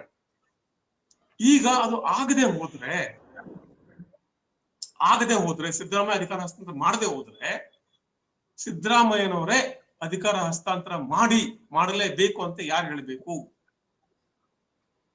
Rahul Gandhi ಹೇಳ್ಬೇಕಾ? ಖರ್ಗೆ ಹೇಳ್ಬೇಕಾ? ಖರ್ಗೆ ಅವ್ರಿಗೆ ಸಿದ್ದರಾಮಯ್ಯ ಮಧ್ಯೆ ಅಂತ ದೊಡ್ಡ ಪ್ರೇಮ ಪ್ರೀತಿ ಏನಿಲ್ಲ. ಹಾಗೇನೆ ರಾಹುಲ್ ಗಾಂಧಿಗೆ ಸಿದ್ದರಾಮಯ್ಯ ಬಗ್ಗೆ ಅಭಿಮಾನ ಮತ್ತು ಒಲವಿರಬಹುದು. ಅದ್ರ ಜೊತೆಗೇನೆ ಡಿ ಕೆ ಶಿವಕುಮಾರ್ ಮಾಡಿದ ಕೆಲಸದ ಬಗ್ಗೆ ಅರಿವಿದೆ. ಡಿ ಕೆ ಶಿವಕುಮಾರ್ಗೆ ನೀನು ಒಂದಾದರೂ ಸತಿ ನಿನ್ನ ಚೀಫ್ ಮಿನಿಸ್ಟರ್ ಮಾಡೇ ಮಾಡ್ತಂತ ಮಾತು ಕೊಟ್ಟಿದ್ದು ರಾಹುಲ್ ಗಾಂಧಿ ಮತ್ತು ಸೋನಿಯಾ ಗಾಂಧಿ. ಇವ್ರು ಮಾತು ಕೊಟ್ಟಿದ್ರು. ಇಲ್ಲಿ ಖರ್ಗೆ ಅವ್ರಿಗೆ ಅಷ್ಟು ಅಂತ ಏನ್ ದೊಡ್ಡ ಏನೋ ಪ್ರೇಮ. ಈ ಚರ್ಚೆ ಮುಂದುವರಿಸ್ತೀನಿ, ನಿಮ್ಗೆ ಪ್ರಶ್ನೆಗೆ ಬಂದ್ಬಿಡ್ತೀನಿ. ಇಬ್ಬರ ಪಕ್ಷದ ವಕ್ತಾರರ ಮಾತನ್ನ ಕೇಳೋಣ. ಅರುಣ್ ಅವರೇ, ಈ 2.5 ವರ್ಷದಲ್ಲಿ ಅಭಿವೃದ್ಧಿ, ಹಗರಣ, ಅದು ಇದು ಅದೆಲ್ಲದಕ್ಕಿಂತ ಹೆಚ್ಚು ನಾವು ಕೇಳ್ಕೊಂಡ್ ಬಂದಿದೆ ಅಧಿಕಾರ ಹಸ್ತಾಂತರ, ನಾಯಕತ್ವ ಬದಲಾವಣೆ, ಕ್ರಾಂತಿ, ಭ್ರಾಂತಿ, ಈ ವಿಚಾರಗಳು. ಈ ಬಗ್ಗೆ ಏನ್ ಪ್ರತಿಕ್ರಿಯಿಸ್ತೀರಿ? ಇವತ್ತು ಅಶೋಕ್ ಅವ್ರು ಡೆಡ್ ಲೈನ್ ಕೊಟ್ಟಿದ್ರು, ಕಾದ್ ನೋಡಿ ನವೆಂಬರ್ 20ಕ್ಕೆ ಬದಲಾವಣೆ ಆಗತ್ತೆ ಅಂತ. ಇಲ್ಲಿ ತನಕ ಏನ್ ಬದಲಾವಣೆ ಆಗಿಲ್ಲ, ಗೊಂದಲಗಳು ನಡೀತಾ ಇದೆ. ಏನ್ ಪ್ರತಿಕ್ರಿಯಿಸ್ತೀರಿ? ಅಲ್ಲ, ನಮ್ಮ ಜನತೆ ಸಿದ್ದರಾಮಯ್ಯ ಬರ್ಲಿ ಅಥವಾ ಡಿ ಕೆ ಶಿವಕುಮಾರ್ ಅವರು ಬರ್ಲಿ, ಯಾರು ಬೇಕಾದ್ರೂ ಮುಖ್ಯಮಂತ್ರಿ ಆಗ್ಲಿ, ಕೊಟ್ಟಿರುವಂತದ್ದು ಕಾಂಗ್ರೆಸ್ನ ಕೈ ಹಸ್ತದ ಮೇಲೆ 135 ಸೀಟುಗಳು. ಅದಕ್ಕೆ ನ್ಯಾಯ ಕೊಡ್ಬೇಕು. ಬೇಕಿದ್ರೆ ಸಿದ್ದರಾಮಯ್ಯರಿಗಿಂತಲೂ ಉನ್ನತವಾಗಿರತಕ್ಕಂತ ಯಾರಾದ್ರೂ ಪಾರ್ಟಿಯಲ್ಲಿ ನಿಮ್ಮ ಕಾರ್ಯಕರ್ತ ಇದ್ರು ಕೂಡ ನೀವು ಮುಖ್ಯಮಂತ್ರಿ ಮಾಡಿ, ಏನು ಮಾಡಿ. ಆದ್ರೆ ನಮಗೆ ಬೇಕಿರೋ ಒಂದು ರಿಸಲ್ಟ್ ಓರಿಯೆಂಟೆಡ್ ಆಗಿದ್ದೇವೆ. ನೀವು ಯಾರನ್ನು ಬೇಕಾದ್ರೂ ಮುಖ್ಯಮಂತ್ರಿ ಮಾಡಿ ಇಳಿಸಿ, ಅದಕ್ಕೆ ನಮ್ಗೆ ಸಂಬಂಧವೇ ಇಲ್ಲ. ಆದ್ರೆ ಭ್ರಷ್ಟನಾಗಿರತಕ್ಕಂಥ ಮುಖ್ಯಮಂತ್ರಿಯನ್ನು ನಾವು ನೋಡ್ಲಿಕ್ಕೆ ಬಯಸುವುದಿಲ್ಲ, ಯಾರು ಕೂಡ ಬಯಸುವುದಿಲ್ಲ. ಆದರೆ ನಿಮ್ಮ ಜನ ಬಯಸುವಂತದ್ದು, ಈಗಲೂ ಬಯಸುವಂತದ್ದು ಪ್ರಗತಿ ಬೇಕು, ಅಭಿವೃದ್ಧಿ ಬೇಕು. ಪ್ರಗತಿ ಮಾಡೋದಿಲ್ಲ ಅಂತ ಹೇಳಿದ್ರೆ ಆ ಸರ್ಕಾರನೇ ವೇಸ್ಟ್ ಅಂತ ಒಂದು ಇಟ್ಟುಕೊಳ್ಬಾರ್ದು. ಇವರ ಮೊದಲ ವಿಶ್ಲೇಷಕರ ಮೊದಲ ಆಯ್ಕೆ ಇದ್ದಂತೆ ಅವರು ಪ್ರಗತಿ ಮಾಡ್ತೀರಿ ಅಂತ ಹೇಳಿರ್ಲಿಲ್ಲ. ಅವರು ಗ್ಯಾರಂಟಿಗಳನ್ನು ಮಾತ್ರ ಕೊಡ್ತೀವಿ ಅಂತ ಹೇಳಿದ್ರು. ಆ ಗ್ಯಾರಂಟಿಗಳು ಹೇಗೆ ಮೂರಾಬಟ್ಟೆಯಾಗಿ ಇವಾಗ ಯಾವ ರೀತಿ ಹೋಗ್ತಾ ಇದೆ ನಮ್ಮ ಸರ್ಕಾರದ ಆರ್ಥಿಕ ಶಿಸ್ತು ಮತ್ತು ಪಾಲನೆಗಳು ಅಂತ ಹೇಳಿ ಇವಾಗ JDS ನ ವಕ್ತಾರರು ಕೂಡ ಹೇಳಿದ್ದಾರೆ. ಮತ್ತು ಪುನಃ ಅದಕ್ಕೆ ನಾನು ಇಳಿಲಿಕ್ಕೆ ನಾನು ಬಯಸುವುದಿಲ್ಲ. ಆದರೆ ಇವರ ನಾಯಕತ್ವ ಬದಲಾವಣೆ ಯಾರನ್ನು ಬೇಕಾದ್ರೆ ಹಾಕಿ ಸ್ವಾಮಿ. ಜನರು ಏನ್ ಕೇಳಿದ್ದು? ಗುರುತಿಗೆ ನಿಮಗೆ ಕೊಟ್ಟಿರುವಂತದ್ದು. ನಿಮ್ಗೆ ಆಗೋದಿಲ್ವಾ? ಬಿಟ್ಟು ಹೋಗಿ. ಬೇಕಾದವರು ಸ್ಥಾನವನ್ನು ಉಳಿಸ್ಕೊಳ್ತಾರೆ. ಈ ಒಂದು ನಾಯಕತ್ವ ಯಾರಿಗೆ ಬೇಕು ಅಂತ ಹೇಳಿ 2.5 ವರ್ಷ ಆದ್ರೂ ಕೂಡ ನಿರ್ಣಯ ಮಾಡ್ಲಿಕ್ಕೆ ಆಗ್ತಾ ಇಲ್ಲ. ಇನ್ನೂ ಕೂಡ 2.5 ವರ್ಷ ಮುಂದುವರಿಸಬೇಕು ಅಂತ ಇದ್ರೆ ಜನರ ಪಾಡೇನು ಸ್ವಾಮಿ? ನೀವು ಸಿದ್ದರಾಮಯ್ಯನವರು ಇವಾಗ್ಲಾದ್ರೂ ಒಂದು ಶ್ವೇತಪತ್ರವನ್ನು ಮಾತ್ರ ಹೊರಡಿಸಿ ಅಂತ ಕೊಡಿದ್ರೆ, ಶ್ವೇತಪತ್ರ ಯಾಕೆ ಹೊರಡಿಸ್ತಾ ಇಲ್ಲ? ನಮ್ಮ ಕೇಂದ್ರ ಸರ್ಕಾರಕ್ಕೆ ಕೇಳಿದ್ರು ಸಿದ್ದರಾಮಯ್ಯನವರೇ ಶ್ವೇತಪತ್ರವನ್ನು ಹೊರಡಿಸಿ, ನಂತರ ನೀವು ಚುನಾವಣೆಗೆ ಹೋಗಿ ಅಂತ. ನಿರ್ಮಲಾ ಸೀತಾರಾಮನ್ ಅವರೇ ಶ್ವೇತಪತ್ರವನ್ನು ಹೊರಡಿಸಿದ ಸಂದರ್ಭದಲ್ಲಿ ಸಿದ್ದರಾಮಯ್ಯನವರ ಹತ್ರ ಕೇಳಿದ್ರು ಕೂಡ ಇನ್ನೂ ಕೂಡ ಹೊರಡಿಸ್ಲೇ ಇಲ್ಲ. ಯಾಕೆ? ಪತ್ರ ಶ್ವೇತವಾಗಿದೆ, ಅದರಲ್ಲಿ ಏನು ಬರೀಲಿಕ್ಕೆ ಏನು ಇಲ್ಲ. ಅದರಲ್ಲಿ ಹೇಗಿದೆ ಜನರ ಪರಿಸ್ಥಿತಿ ಅಂತ ಹೇಳಿದ್ರೆ, ಈಗ ಒಬ್ರು ಹೇಳ್ತಾ ಇದ್ರು, ಅನ್ನ ಛತ್ರದಲ್ಲಿ ಯಾರೋ ಒಬ್ಬ ಹೋಗಿದ್ನಂತೆ ಅನ್ನ ಪ್ರಸಾದವನ್ನು ಉಣ್ಲಿಕ್ಕೆ. ಅಲ್ಲಿ ಹೋದಾಗ ನಮ್ಮ ಜನರ ಪರಿಸ್ಥಿತಿ ಹೇಗಿದೆ ಅಂತ ಹೇಳ್ತೀನಿ. ಅಲ್ಲಿ ಹೋದಾಗ ಅನ್ನ ಖಾಲಿ ಆಗಿತ್ತಂತೆ, ಹೊರಗಡೆ ಬರುವಾಗ ಚಪ್ಪಲಿ ಮಾಯ ಆಗಿತ್ತಂತೆ. ಇಂಥ ಒಂದು ಪರಿಸ್ಥಿತಿಗೆ ಸರ್ಕಾರ ಬಂದು ಬಿಟ್ಟಿದೆ. ಅದೇನೋ ಚಾರ್ವಾಕ ನ್ಯಾಯ ಹೇಳ್ತಾರಲ್ಲ, ಸಾಲ ಮಾಡು ತುಪ್ಪ ತಿನ್ನು. ನಾನು ಕೊಟ್ಟಿದ್ನೋ ಇಲ್ವೋ? ನಾನು 2,000 ಕೊಟ್ಟಿದ್ನೋ ಇಲ್ವೋ? ನಾನು ಫ್ರೀ ಕೊಟ್ಟಿದ್ನೋ ಇಲ್ವೋ? ಹೌದು ಸ್ವಾಮಿ, ಮನೆನೇ ಬಿದ್ದು ಹೋಗ್ತಾ ಇದೆ. ಮನೆನೇ ಇಲ್ಲ, ಸೂರಿಲ್ಲ, ಚಪ್ರ ಇಲ್ಲ, ಏನಿಲ್ಲ. ಅಂತ ಪರಿಸ್ಥಿತಿಗೆ ನೀವು ಮಾಡ್ಬಿಟ್ಟಿದ್ರಿ. ಯಾಕೆ? ಗುಂಡಿಯನ್ನು ಮುಚ್ಚಲಿಕ್ಕೆ ಆಗದ ಸರ್ಕಾರ ಅದರ ಶಿಸ್ತಿನ ಬಗ್ಗೆ ಅದರ ವಿಶ್ಲೇಷಣೆ ಮಾಡ್ಲಿಕ್ಕೆ ಹೊರಡ್ತಿದ್ದೀರಲ್ಲ. ಘೋಷಣೆ ಮಾಡಿ ಹೇಳ್ತಾರೆ ನಾಚಿಕೆಲ್ಲದವರು. ಘೋಷಣೆ ಮಾಡ್ತಾರೆ, ನಮ್ಗೆ ಗುಂಡಿ ಮುಚ್ಚಲಿಕ್ಕೆ ಆಗ್ತಾ ಇಲ್ಲ, ಚಾಲೆಂಜ್ ಮಾಡ್ತಾರೆ. ಇಂಥದ್ರ ಮೇಲ್ಗಡೆ ತಮ್ಮ ವಿಶ್ಲೇಷಣೆ ಹೇಗಿರ್ಬೇಕಿತ್ತು? ನಿಜವಾಗಿ ವಿಶ್ಲೇಷಕರಾಗಿ ನೀವು ಅದನ್ನ ವಿಶ್ಲೇಷಣೆ ಮಾಡ್ಬೇಕಿತ್ತು. ಇದರ ಆರ್ಥಿಕ ಶಿಸ್ತು ಇಲ್ಲದ ಮೂರಾಬಟ್ಟೆ ಆಗಿದೆ ಸ್ವಾಮಿ. ನಿಮಗೆ ಒಂದು ವಿಷಯ ಹೇಳ್ತೇನೆ ಮಂಜುಳಕ, ಒಂದು ವಿಷಯ ಹೇಳ್ತೇನೆ. 600 ರೂಪಾಯಿಗೆ ಸಿಗುವಂತಹ ಕಾರ್ಮಿಕರ ಇದು 2,600 ರೂಪಾಯಿಗೆ ಹೆಂಗ್ ಹೋಗುತ್ತೆ? ಸ್ಪೀಕರ್ನವರು ಟೆಂಡರ್ ಇಲ್ಲದೆ ಹೇಗೆ 1,000 ಕೋಟಿಯ ಶಾಸಕರ ಭವನ ಖರ್ಚು ಮಾಡ್ತಾರೆ? ಒಂದು ವಿಶ್ಲೇಷಣೆ ಮಾಡಿ ನೋಡೋಣ. ನೀವು ಸರ್ಕಾರದ ನೇರವಾಗಿ ಖಜಾನೆಯಿಂದ ಲೂಟಿ ಅಲ್ವಾ? ಮೊದಲೇ ಇಲ್ಲಿ ಗ್ರಸ್ತಗೊಂಡು ಬಿಚ್ಚಲಿಕ್ಕೆ ಆಗ್ತಾ ಇಲ್ಲ. ಸ್ಮಾಲ್ ಫ್ಲಾಕರ್ಸ್ ಗಳನ್ನು ಇವ್ರಿಗೆ ಖರ್ಚು ಮಾಡ್ತಿದ್ರೆ ಬೇಡದ್ದು. ಸರಿ, ರವಿಚಂದ್ರೇಗೌಡ್ರೆ, ತಾವು ಹಳೆ ಮೈಸೂರು ಭಾಗದವರು, ತಾವು ಮೈಸೂರು ಭಾಗದವರು. ಇವತ್ತು ಹಳೆ ಮೈಸೂರು ಭಾಗದ ಅನೇಕ ನಾಯಕರುಗಳು, ಒಕ್ಕಲಿಗ ನಾಯಕರುಗಳು ದೆಹಲಿಗೆ ಹೋಗಿದ್ದಾರೆ. ನಾಳೆ ಕೂಡ ಕೆಲವರು ಹೋಗೋರಿದ್ದಾರೆ. ಒಕ್ಕಲಿಗರು ಈ ಬಾರಿ ಮುಖ್ಯಮಂತ್ರಿ ಆಗ್ಬೇಕು, ಹಾಗೇನೆ ಡಿ.ಕೆ. ಶಿವಕುಮಾರ್ ಅವರಿಗೆ ಸಿಗಬೇಕು ಅನ್ನೋ ಒತ್ತಾಯ ಕಾಂಗ್ರೆಸ್ನ ಕೆಲವು ಶಾಸಕರಿಂದ ಬಂದಿದೆ. ನೀವೇ ಹೇಳಿದಂಗೆ ಡಿ.ಕೆ. ಶಿವಕುಮಾರ್ ಹೇಳಿಕೆ ಪ್ರಸ್ತಾಪ ಮಾಡಿದ್ರಿ, ಡಿ.ಕೆ. ಸುರೇಶ್ ಹೇಳಿಕೆಯನ್ನ ನಾನು ಪ್ರಸ್ತಾಪ ಮಾಡಿದ್ದೀನಿ. ಈ ಗೊಂದಲದ ಬಗ್ಗೆ ಮತ್ತು ಸಿದ್ದರಾಮಯ್ಯನವರು ಅಷ್ಟು ಸುಲಭಕ್ಕೆ ಬಿಟ್ಕೊಡೋದಿಲ್ಲ ಅಂತ, ಏನು ಬದಲಾವಣೆ ಆಗೋದಿಲ್ಲ ಅಂತ ಕೆಲ ದಿನಗಳ ಮುಂಚೆ ಕುಮಾರಸ್ವಾಮಿ ಅವರು ಹೇಳಿಕೆ ಕೊಟ್ಟಿದ್ರು. ಅವ್ರಿಗೆ ಏನು ಅಂತ ನಮಗ್ ಗೊತ್ತು, ಬದಲಾವಣೆ ಆಗೋದೇ ಇಲ್ಲ, ಅವ್ರು ಬಿಟ್ಕೊಡೋದೇ ಇಲ್ಲ ಅಂತ. ಅಂದ್ರೆ ಅಷ್ಟು ಗ್ಯಾರಂಟಿ ಇದ್ದ ರೀತಿಯಲ್ಲಿ ಕುಮಾರಸ್ವಾಮಿ ಹೇಳಿಕೆ ಇತ್ತು. ಇದೆಲ್ಲವನ್ನ ಹೇಗ್ ನೋಡ್ಬೇಕು ನಾವು? ಈಗ ಡಿ.ಕೆ. ಶಿವಕುಮಾರ್ ಜೊತೆಗೆ ಕೇವಲ ಒಕ್ಕಲಿಗ ನಾಯಕರಲ್ಲ, ಇಕ್ಬಾಲ್ ಅನ್ಸಾರಿ ಅವರು ಕೂಡ ಹೋಗಿದ್ದಾರೆ, ಅಲ್ಪಸಂಖ್ಯಾತರು ಹೋಗಿದ್ದಾರೆ, ಬೇರೆ ವೀರಶೈವರು ಕೆಲವರು ಹೋಗಿದ್ದಾರೆ ನನಗಿರೋ ಮಾಹಿತಿ ಪ್ರಕಾರ. ಸೊ ಈಗ ಏನಾಗುತ್ತೆ, ಈಗ ಏನು ವಚನ ಭ್ರಷ್ಟ ಅಂತ ಕೆಲವು ಬಾರಿ ನಮ್ಗಂದಿದ್ದಾರೆ. ಇವತ್ತಿಗೆ ಸಿದ್ದರಾಮಯ್ಯನ ಅಧಿಕಾರ ಮುಗಿಯುತ್ತೆ. ನಾನಂತೀನಿ ನಾಳೆ ಅವರು ಬಿಡುಗಡೆ ಆಗ್ಬೇಕಾಗಿತ್ತು. ನಾಳೆ ಬಿಡುಗಡೆ ಆಗಿ ಹೊಸ ಯಾರು ಮುಖ್ಯಮಂತ್ರಿಯಾಗಿ ಆಯ್ಕೆ ಆಗ್ಬೇಕು ಲೆಕ್ಕದಲ್ಲಿ 1-2-3 ದಿನಕ್ಕೆ ಮುಂಚೆನೆ ಚರ್ಚೆ ಆಗ್ಬೇಕಾಯ್ತು. ನಾನು ಹೇಳೋದಿಷ್ಟೇನೆ, ಅವರು ಬಿಟ್ಕೊಡಲ್ಲ ಅನ್ನೋದಾದ್ರೆ ನಾಳೆಯಿಂದನೇ ಅವರು ವಚನ ಭ್ರಷ್ಟರಾಗ್ತಾರೆ. 1 ದಿನ ಮಾಡೋದು ವಚನ ಭ್ರಷ್ಟನೆ, 2 ದಿನ ಮಾಡೋದು ವಚನ ಭ್ರಷ್ಟನೆ. ವಚನ ಭ್ರಷ್ಟ ಅಂದ್ರೆ 2 ವರ್ಷನೇ ಮಾಡ್ಬೇಕು ಅಂತ ಯಾರಾದ್ರೂ ಅದನ್ನ ಒಬ್ರು ಸ್ಪಷ್ಟಪಡಿಸ್ಬೇಕಲ್ಲ. ಒಂದು ಹೈಕಮಾಂಡ್, ಇಲ್ಲಾಂದ್ರೆ ಡಿ.ಕೆ. ಶಿವಕುಮಾರ್, ಇಲ್ಲಾಂದ್ರೆ ಸಿದ್ದರಾಮಯ್ಯನವರು. ಈ ಚರ್ಚೆ ನಡೆದಿರೋದು ಅಥವಾ ಮಲ್ಲಿಕಾರ್ಜುನ್ ಖರ್ಗೆ ಅವರು, ಈ ಚರ್ಚೆ ನಡೆದಿರೋದು ಇವರ ನಡುವೆನೆ ಆಗಿರೋ ಕಾರಣಕ್ಕಾಗಿ ಅಧಿಕೃತವಾಗಿ ಈ ಯಾವ 4 ಮಾಹಿತಿ ಇಲ್ಲ.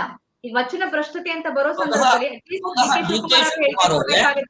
ನನಗೆ ಆಶ್ವಾಸನೆ ಕೊಟ್ಟಿದ್ರು ಅಂತ ಸ್ವತಃ ಡಿ.ಕೆ. ಶಿವಕುಮಾರ್ ಅವರೇ ನ್ಯಾಷನಲ್ ಲೆವೆಲ್ ಚಾನಲ್ ಅಲ್ಲಿ ಇಂಟರ್ನಲ್ ಮಾತಾಡ್ಬೇಕಾದ್ರೆ ತಮ್ಮ ಮಾಧ್ಯಮಗಳಲ್ಲೇ ತೋರಿಸಿದಿರಿ, ಒಪ್ಪಂದ ಆಗಿದೆ ಇಲ್ಲ ಅಂತ. ನೆಕ್ಸ್ಟ್ ಅವರ ಆ ಇಂಟರ್ವ್ಯೂ ನ ನೆಕ್ಸ್ಟ್ ಡೇ ಸ್ಟೇಟ್ಮೆಂಟ್ ಏನಂದ್ರೆ ಆ ತರದ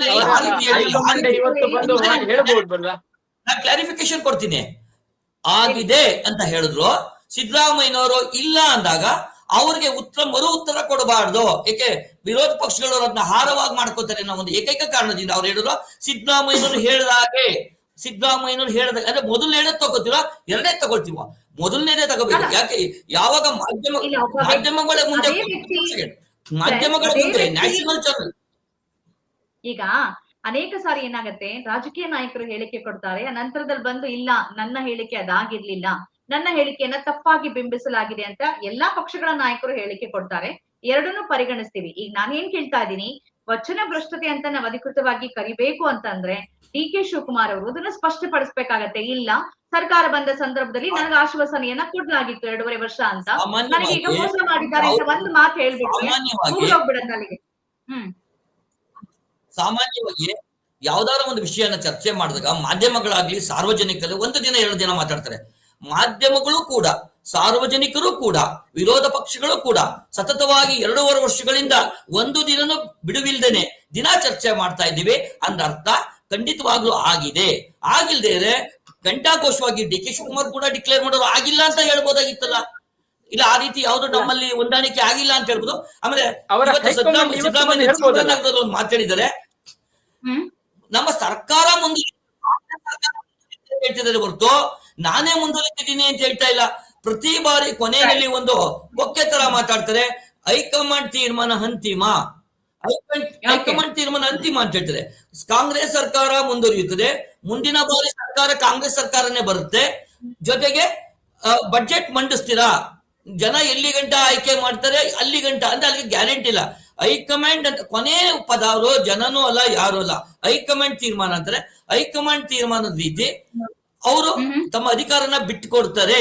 ಬಿಟ್ಕೊಡ್ಲಿಕ್ಕೆ ಫ್ರಮ್ ಟುಮಾರೋ ಅನ್ವರ್ಡ್ಸ್ ಅವರು ಕಷ್ಟ ಅಂತ ನಾನು ಹೇಳಕ್ ಬಯಸ್ತೇನೆ. ಅವರ ದೃಷ್ಟಿಯಲ್ಲಿ, ನನ್ನ ದೃಷ್ಟಿಯಲ್ಲ, ಅವರ ಪಕ್ಷದ ವಿಚಾರ ನಿಜವೇ ಆಗಿದ್ದರೆ.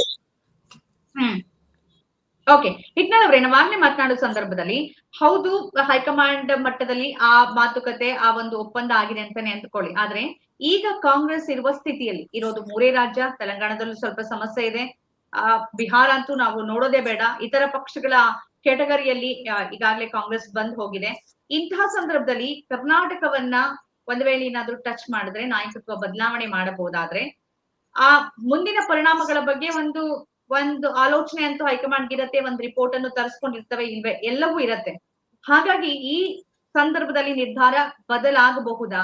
ಏನ್ ಅನ್ಸುತ್ತೆ ತಮ್ಗೆ ಈ ಕಾರಣಕ್ಕಾಗಿ? ಕಾಂಗ್ರೆಸ್ಗೆ ಈಗ ಅರ್ಜೆಂಟ್ ಆಗಿ ಬೇಕಾಗಿರೋದು ಈ ಒಂದು ಗ್ಯಾರಂಟಿ ಯೋಜನೆಗಳು ಇಲ್ಲೇನು ಒಂದು ಪ್ರಯೋಗ ಮಾಡಿದ್ರು, ಅದೇ ಮಾತನ್ನ ಬಿಹಾರದಲ್ಲಿ ಹೇಳ್ತಿದ್ರು. ವರ್ಕೌಟ್ ಆಯ್ತಾ? ಕಾಂಗ್ರೆಸ್ಗೆ ಬಹಳ ಮುಖ್ಯವಾಗಿ ಬೇಕಾಗಿರೋದು ಅಮಿತ್ ಶಾ ಮತ್ತು ಮೋದಿ ಅವರ ತಂತ್ರಗಾರಿಕೆಯನ್ನ ಅರಿತುಕೊಂಡು ಪ್ರತಿತಂತ್ರ ಮಾಡುವಂತ ತಂತ್ರಗಾರ, ಅದರ ಜೊತೆಗೆ ಅದರ ಬೇಕಾದ ಸಂಪನ್ಮೂಲ ಒದಗಿಸಬಲ್ಲಂತ ವ್ಯಕ್ತಿ. ಅದು ಯಾರು ಹೇಳಿ? ಇಡೀ ಭಾರತೀಯ ಕಾಂಗ್ರೆಸ್ ಯಾರು? ಅದು ಡಿ ಕೆ ಶಿವಕುಮಾರ್ ಮಾತ್ರ. ಬಟ್ ಕರ್ನಾಟಕದಲ್ಲಿ ನೀವು ಡಿ ಕೆ ಶಿವಕುಮಾರ್ ಮಾತ್ರ ಗೆದ್ಕೊಂಡು ಬರ್ತಾರೆ ಅಂದ್ರೆ it's not possible without Siddaramaiah. ಕರ್ನಾಟಕದಲ್ಲಿ ಕರ್ನಾಟಕದಲ್ಲಿ ಡಿ ಕೆ ಶಿವಕುಮಾರ್ ಮುಖ್ಯಮಂತ್ರಿ ಆಗ್ತಾರಲ್ಲ, ಅದು ಬೇರೆ ಚರ್ಚೆ. ಇಡೀ ನೀವು ಭಾರತದ ಬಗ್ಗೆ ಪ್ರಶ್ನೆ ಕೇಳಿದ್ರಿ. You ask me question of larger picture of Congress. ನಾನ್ ಪ್ರಶ್ನೆ ಏನ್ ಕೇಳಿದೆ ಅಂತಂದ್ರೆ, ಕಾಂಗ್ರೆಸ್ ಬಿಹಾರದಲ್ಲಿ ಸೋತು ಸುಣ್ಣವಾಗಿದೆ, ಅವರಿಗೆ ಒಂದು ದೊಡ್ಡ ಬಲವೇ ಇಲ್ದಂತಾಗಿದೆ. ಈ ಹೊತ್ತಲ್ಲಿ ಇರುವ ದೊಡ್ಡವಾದಂತ ಒಂದು ರಾಜ್ಯವನ್ನ ಕಳ್ಕೊಂಡ್ರೆ ಮುಂದಾಗಬಹುದಾದ ಪರಿಣಾಮವನ್ನ ಹೈಕಮಾಂಡ್ ಈ ಸಂದರ್ಭದಲ್ಲಿ ಗ್ರಹಿಸಬಹುದಾ? ಆ ಕಾರಣಕ್ಕಾಗಿ ತನ್ನ ಒಂದು ವಾಗ್ದಾನದಿಂದ ಹಿಂದೆ ಸರಿಬಹುದಾ ಅಂತ. ನಿಮ್ಮ ಪ್ರಶ್ನೆಯ ಮೂಲ ಊಹೆ ಅಂದ್ರೆ, ನಾಳೆ ಅಧಿಕಾರ ಹಸ್ತಾಂತರ ಆದ್ರೆ ಕಾಂಗ್ರೆಸ್ ಕರ್ನಾಟಕ ಕಳ್ಕೊಂಡ್ಬಿಡುತ್ತದೆ, ಅದು ಊಹೆ ನಿಮ್ದು. That is the premise of the question. ಅಂದ್ರೆ ಡಿ ಕೆ ಶಿವಕುಮಾರ್ ಮುಖ್ಯಮಂತ್ರಿ ಮಾಡಬೇಕು ಅಂತ ರಾಹುಲ್ ಗಾಂಧಿ ಅಥವಾ ಕಾಂಗ್ರೆಸ್ ಹೇಳ್ಬಿಟ್ರೆ ಸಿದ್ದರಾಮಯ್ಯ ಪಕ್ಷ ತೊರೆದು ಬೇರೆ ಪಕ್ಷಕ್ಕೆ ಹೋಗ್ತಾರ?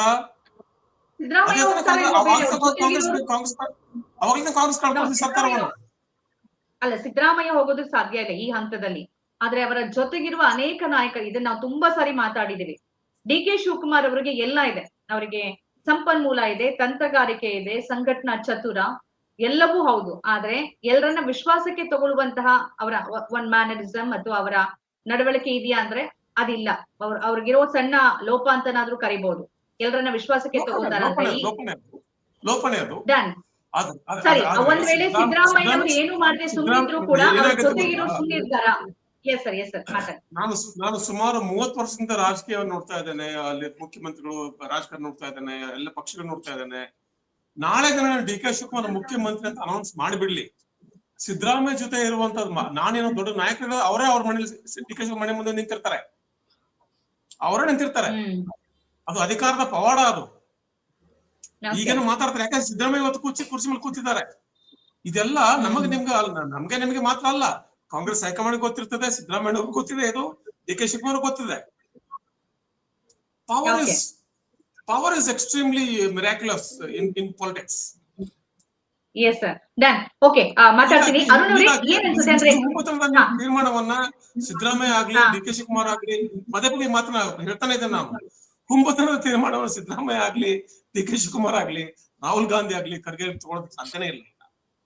ಡನ್.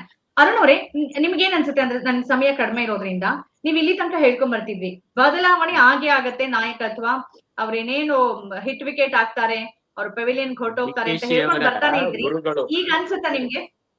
ಡಿ ಕೆ ಶಿ ಅವರ ಗುರುಗಳೇ ಅಂತ ಹೇಳ್ತಾ ಇರತಕ್ಕಂತ ಒಬ್ರು ಖ್ಯಾತ ಜ್ಯೋತಿಷಿ ಅವರೇ ಹೇಳಿಬಿಟ್ಟಿದ್ದಾರೆ, ಏನು ಈ ಸತಿ ಡಿ ಕೆ ಶಿ ಏನು ಮುಖ್ಯಮಂತ್ರಿ ಆಗೋದು ಖಚಿತ ಅಂತ.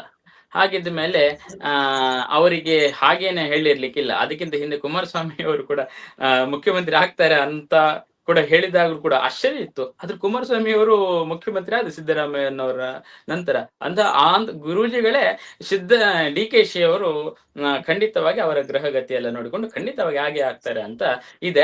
ಈಗ ಸದ್ಯಕ್ಕೆ ಗುರು ಕರ್ನಾಟಕದಲ್ಲಿ ಇದೆ, ಅದು ಮಿಥುನಕ್ಕೆ ಬಂದ ಮೇಲೆ ಅವರಿಗೆ ರಾಜಯೋಗ ಬಂದು ಆಗಬಹುದೇನೋ ಗೊತ್ತಿಲ್ಲ. ಆದರೆ ಇಲ್ಲಿ ಅವರ ರಾಜಕೀಯದ ಪಡಸಾಲೆಯಲ್ಲಿ ಇದೊಂದು ದೊಡ್ಡದಾಗಿರತಕ್ಕಂಥ ಸುದ್ದಿಯಾಗಿದೆ. ಅವರು ಇವತ್ತು ಕೂಡ ಅವರ 2.5 ವರ್ಷದ ಸಾಧನೆಯನ್ನು ಹೇಳಲಿಕ್ಕೆ ಕಾಂಗ್ರೆಸ್ ವಕ್ತಾರರು ಹೆಮ್ಮೆಯಿಂದ ಬರಬೇಕಿತ್ತು. ಆದರೆ ಎಲ್ಲಿ ಆಚೀಚೆ ಆಗುತ್ತೋ ಅಂತ ಹೇಳಿ ಕಳಿಸ್ಲಿಲ್ಲ ಅಂತ ತಾವೇ ಹೇಳಿದ್ರಿ. ಇರ್ಲಿ ಅಡ್ಡಿಲ್ಲ. ಆದ್ರೆ ಅವರು ಕೂಡ ನೀವು ಆ ಪ್ರಶ್ನೆ ಹಾಕ್ಬಿಟ್ರೆ ಅಲ್ಲಿಗೆಲ್ಲ ಉಗುಳ್ಲಿಕ್ಕೂ ಅಲ್ಲ ನುಂಗ್ಲಿಕ್ಕೂ ಅಲ್ಲ ಆಗ್ಬಿಡುತ್ತೆ. ಅಂತ ಒಂದು ಪರಿಸ್ಥಿತಿಗೆ ತಮ್ಮ ವಕ್ತಾರನ್ನು ಹಾಕೋದು ಬೇಡ ಅಂತ ಹೇಳಿ ಒಂದು ಕ್ಲಾರಿಟಿ ಪಡೀಲಿಕ್ಕೆ ಈಗ ದಿಲ್ಲಿ ಯಾತ್ರೆ ಎಲ್ಲ ನಡೀತಾ ಇದೆ. ಯಾರನ್ನು ಬೇಕಾದ್ರೂ ಮುಖ್ಯಮಂತ್ರಿ ಮಾಡಿ ಸ್ವಾಮಿ, ನಿಮ್ಗೆ ಅಧಿಕಾರ ಇದೆ, ಸಾಂವಿಧಾನಿಕವಾಗಿ ಶಕ್ತಿ ಇದೆ, ಆದರೆ ನಮ್ಗೆ ರಿಸಲ್ಟ್ ಒಂದು ಕೊಡಿ, ನಮ್ಮ ಜನರು ಬದುಕು ಬವಣೆಯನ್ನು ಸ್ವಲ್ಪ ಆದ್ರೂ ನೋಡ್ಕೊಳ್ಳಿ ಅಂತ ಹೇಳಲಿಕ್ಕೆ ಮಾತ್ರ ಬಯಸ್ತೀನಿ ನಾನು. ರವಿಚಂದ್ರೇಗೌಡ್ರೆ, ನಾನು ಆಗ್ಲೇ ಇನ್ನೊಂದು ಪ್ರಶ್ನೆ ಕೇಳಿದೆ. ಕುಮಾರಸ್ವಾಮಿ ಅವರೇ ಒಂದ್ ವಾರದ ಕೆಳಗೆ ಒಂದ್ ಹೇಳಿಕೆ ಕೊಟ್ರು, ನಮಗ್ ಗೊತ್ತಿಲ್ವಾ ಏನು ಸಿದ್ದರಾಮಯ್ಯ ಅಂತ? ಯಾವ ಕಾರಣಕ್ಕೂ ನಾಯಕತ್ವ ಬದಲಾವಣೆ ಆಗೋದಿಲ್ಲ, ಅವ್ರ ಹುದ್ದೆ ಬಿಡೋದಿಲ್ಲ, ಕಂಟಿನ್ಯೂ ಆಗ್ತಾರೆ, ಯಾವ ಕ್ರಾಂತಿನೂ ಆಗೋದಿಲ್ಲ ಅಂತ ಸ್ಪಷ್ಟವಾಗಿ ಹೇಳಿದ್ರು.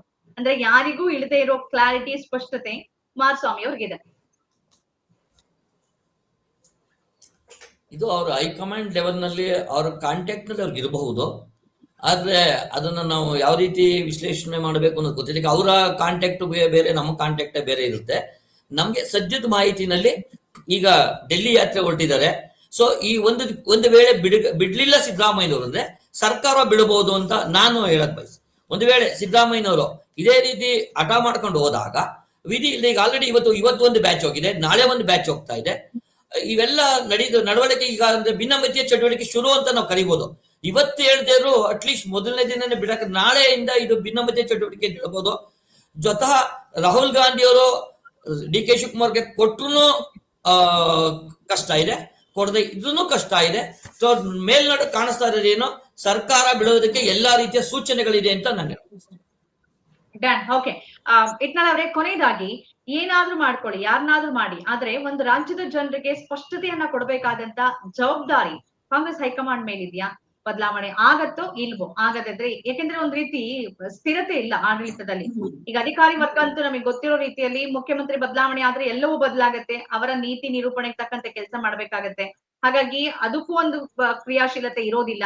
ಹಾಗಾಗಿ ಎಲ್ಲರನ್ನ ಅಂದ್ರೆ ಇಡೀ ರಾಜ್ಯದ ಜನತೆಯನ್ನ ಕತ್ಲಲ್ಲಿ ಇಡ್ತೋರ್ದು ಕಾಂಗ್ರೆಸ್ ಹೈಕಮಾಂಡ್. ಇದ್ರ ಬಗ್ಗೆ ಏನ್ ಹೇಳ್ತೀರಿ? ಆರೋಪಿ ಸ್ಥಾನದಲ್ಲಿ ಅವ್ರು ನಿಲ್ತಾರೆ ಅಂತ ಅನ್ಸುತ್ತೆ ನನಗೆ. ಮುಖ್ಯಮಂತ್ರಿ ಬದಲಾವಣೆ ಪ್ರಶ್ನೆ ಅದು ಒಂದು ಅಭಿವೃದ್ಧಿ ಪ್ರಶ್ನೆ ಅಲ್ಲ. ಮುಖ್ಯಮಂತ್ರಿ ಬದಲಾದ್ರೆ ಇವರಿದ್ರೆ ಅವರಿದ್ರೆ ಅಭಿವೃದ್ಧಿ ಕುಂಠಿತ ಅದೆಲ್ಲ ಅಲ್ವೇ ಅಲ್ಲ. ಏನು ಬೊಮ್ಮಾಯಿ ಇದ್ದಾಗ, ಯಡಿಯೂರಪ್ಪ ಇದ್ದಾಗ, ಸದಾನಂದಗೌಡ ಇದ್ದಾಗ, ಶೆಟ್ಟಿ ಇದ್ದಾಗ ಈ ದೇಶದಲ್ಲಿ, ಈ ರಾಜ್ಯದಲ್ಲಿ ರಾಮರಾಜ್ಯ ಬಂದಿರ್ಲಿಲ್ಲ. ಜೊತೆಗನೆ ಇಲ್ಲಿ ರಸ್ತೆಯಲ್ಲಿ ಚಿನ್ನದ ರಸ್ತೆಗಳು ಇರ್ಲಿಲ್ಲ ಅವಾಗ್ಲೂ ಕೂಡ ಗುಂಡಿಗಳಿದ್ದು. ಅವು ರಸ್ತೆಗಳಿದ್ದು, ರಸ್ತೆಗಳಲ್ಲಿ ಗುಂಡಿಗಳು ಅವಾಗ್ಲೂ ಇದ್ದು. ಅವಾಗ್ಲೂ ಇದನ್ನೇ ಮಾತಾಡಿದ್ವಿ ನಾವು. ಅದೆಲ್ಲ ಬಿಡಿ. ಕುಮಾರಸ್ವಾಮಿ ಇದ್ದಾಗ ಏನ್ ರಸ್ತೆಗಳೆಲ್ಲ ಏನು ಹೈವೇ ಆಗ್ಬಿಟ್ಟಿದ್, ಎಲ್ಲ ಹೈವೇ ಎಕ್ಸ್ಪ್ರೆಸ್ ವೇ ಆಗ್ಬಿಟ್ಟಿದ್ವಾ? ಯಾವತ್ತೂ ಇಲ್ಲ ಸರ್, ಯಾವತ್ತೂ ಇಷ್ಟು ಕೆಟ್ಟ ರಸ್ತೆ ಇಲ್ಲ ಸರ್. ತೆಗೆದು ನೋಡಿ. ಅದನ್ನು ಸ್ವತಃ ಅವರ ಶಾಸಕರು, ಅವರ ಮಂತ್ರಿಗಳು ಹೇಳಿಬಿಟ್ಟಿದ್ದಾರೆ, ನಮ್ಮಿಂದ ಆಗುದಿಲ್ಲ ರಸ್ತೆ ಗುಂಡು ಮುಚ್ಚಲಿಕ್ಕೆ. ಕೇಳಿಲ್ವೇನು ನಮಗೆ?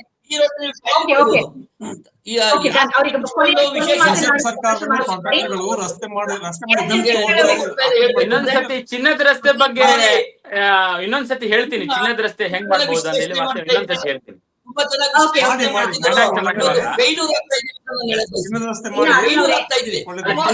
ನಾನು ಕೂಡ ಚಿನ್ನದ ವ್ಯಾಪಾರಿ, ಜ್ಯುವೆಲರ್ಸ್ ಇದೆ.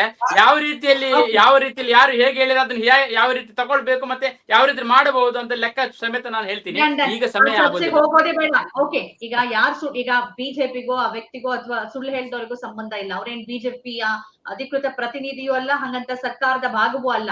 ಯಾರೋ ಲೆಕ್ಕಾಚಾರ ನಾನು ಒಳ್ಳೆ ಚೆನ್ನಾಗಿ ನಾನು ಕೊಡಬಲ್ಲೆ ಅಂತ ಇದಕ್ಕೆ ಚೆನ್ನಾಗಿ ಲೆಕ್ಕಾಚಾರ ಕೊಡ್ತಾರೆ ಬೇಕಿದ್ರೆ. ರವಿಚಂದ್ರ ಇನ್ನೊಂದು 5 ನಿಮಿಷ ಕೊಡಿ, ಅದನ್ನ ನಾನು ಸಾಧಿಸಿ ಹೇಳ್ತೇನೆ. ನನ್ಗೊಂದು ಮಾತಾಡ್ತೇನೆ ಕೇಳಿ. ನೀವು ರಾಜಕಾರಣಿಗಳು, ನೀವು ರಾಜಕೀಯ ಪಕ್ಷದ ವಕ್ತಾರರು, ನೀವು ನಿಮ್ಮ ಪಕ್ಷ ಶುದ್ಧ ಅಂತ ಹೇಳ್ತೀರಿ. ನಾನು ಪತ್ರಕರ್ತ, ಸಾಮಾನ್ಯ ಮನುಷ್ಯ. ನನ್ನ ಅನುಭವ ಮತ್ತು ಅನುಭೂತಿ ಹೇಳ್ತಿದ್ದೇನೆ ನಿಮ್ಗೆ. ಯಾವ ಪಕ್ಷನು ಶುದ್ಧ ಪಕ್ಷ ಅಲ್ಲ, ಯಾವ ರಾಜಕಾರಣ ಶುದ್ಧ ಹಸ್ತ ಅಲ್ಲ. ಯಾವ ಟೀಕೆ ಮಾಡ್ತೀರಿ ಮಾತ್ರ ನೀವು. ರಾಜಕೀಯ ಪಕ್ಷದ ವಕ್ತಾರರಿಗಿಂತಲೂ ಜಾಸ್ತಿ ಟೀಕೆ ನಾನು ಸಿದ್ದರಾಮಯ್ಯ ಬಗ್ಗೆನೂ ಟೀಕೆ ಮಾಡಿ ಒಂದು ಗಂಟೆ ಟೀಕೆ ಹೇಳ್ಬಿಡ್ತಾನೆ ನಿಮ್ಗೆ. ಆದ್ರೆ ಪ್ರಶ್ನೆ ಕೇಳಿದ್ದು ಬೇರೆ. ಅದು ಉತ್ತರ ಹೇಳ್ತಿದ್ದೇನೆ. ಅಧಿಕಾರ ಹಸ್ತಾಂತರ, ಮುಖ್ಯಮಂತ್ರಿ ಬದಲಾವಣೆಗೆ ಮತ್ತು ಅಭಿವೃದ್ಧಿಗೆ ಸಂಬಂಧ ಇಲ್ಲ. ನಂಬರ್ 1. ನಂಬರ್ 2, ಈಗ ಏನು ಈ ಒಂದು ಕ್ಲಾರಿಟಿ ಆಫ್ ಅಡ್ಮಿನಿಸ್ಟ್ರೇಷನ್ ಇದೆಯಲ್ಲ, ಆ ಕ್ಲಾರಿಟಿ ಬೇಕಾಗುತ್ತೆ. ಅಡ್ಮಿನಿಸ್ಟ್ರೇಟಿವ್ IAS ಗಳಿಗೆ, ಇಲ್ಲಿ ಅಧಿಕಾರ ಬೇಕಾಗುತ್ತೆ, ಮತ್ ಬೇರೆ. ಆದರೆ ರಾಜಕೀಯವಾಗಿ ಈ ಒಂದು ರಾಜಕೀಯ ಪಲ್ಲಟ ಇದೆಯಲ್ಲ, ಕಾಂಗ್ರೆಸ್ ಅಲ್ಲಿ 2 ಪಂಗಡ ಇದೆ. ಈಗ ಕಾಂಗ್ರೆಸ್ ಅಲ್ಲಿ ಅಹಿಂದ ಮತ್ತು ಮುಂದುವರಿದ ಒಂದು ಮೇಲ್ವರ್ಗದ ಜನತೆಯ ಪ್ರತಿನಿಧಿ DK ಶಿವಕುಮಾರ್, 2 ಸೇರಿ ಕಾಂಗ್ರೆಸ್ ಅಧಿಕಾರಕ್ಕೆ ಬಂದಿದೆ. ಯಾವುದು ಕಡಿಮೆ ಹೆಚ್ಚು ಅಂತ ಹೇಳ್ದಲ್ಲ ನಾನು. 2 ಸೇರಿ ಕಾಂಗ್ರೆಸ್ ಅಧಿಕಾರ ಇಷ್ಟು ದೊಡ್ಡ ಮಟ್ಟದಲ್ಲಿ ಬಂದಿದೆ. ಈಗ ನೀವು ಒಂದನ್ನ ಹೆಚ್ಚು ಒಂದನ್ನ ಕಡಿಮೆ ಮಾಡಂಗಿಲ್ಲ, ಸಮನಾಗಿ ಹಂಚಬೇಕಾಗುತ್ತೆ. ಆ ಸವಾಲು ಕಾಂಗ್ರೆಸ್ ಹೈಕಮಾಂಡ್ ಮುಂದೆ ಇದೆ. ಈಗ ಇವರು ಬ್ಲಾಕ್ ಮೇಲ್ ಮಾಡಂಗಿಲ್ಲ, ಅವರು ಬ್ಲಾಕ್ ಮಾಡೋ ಪರಿಸ್ಥಿತಿ ಇಲ್ಲ, ಮಾಡಬಾರ್ದು ಕೂಡ. ಹಾಗೆ ಮಾಡಿದ್ರೆ ಈ ಸಿದ್ದರಾಮಯ್ಯ ಅವರು ಮಾಡಿದ ರಾಜಕಾರಣ ಇದೆಯಲ್ಲ, ಅಹಿಂದ ರಾಜಕಾರಣ, ಈ ಫ್ರೀ ಬಿ ರಾಜಕಾರಣ. ಅದ್ರ ಜೊತೆಗೇನೆ ಡಿ ಕೆ ಶಿವ್ ಮಾತಾಡೋದೇನು, ಟನೆಲ್ ರೋಡು, ಅಭಿವೃದ್ಧಿ, ಇನ್ಫ್ರಾಸ್ಟ್ರಕ್ಚರ್ ಇಲ್ಲಿ ಬರ್ತದೆ.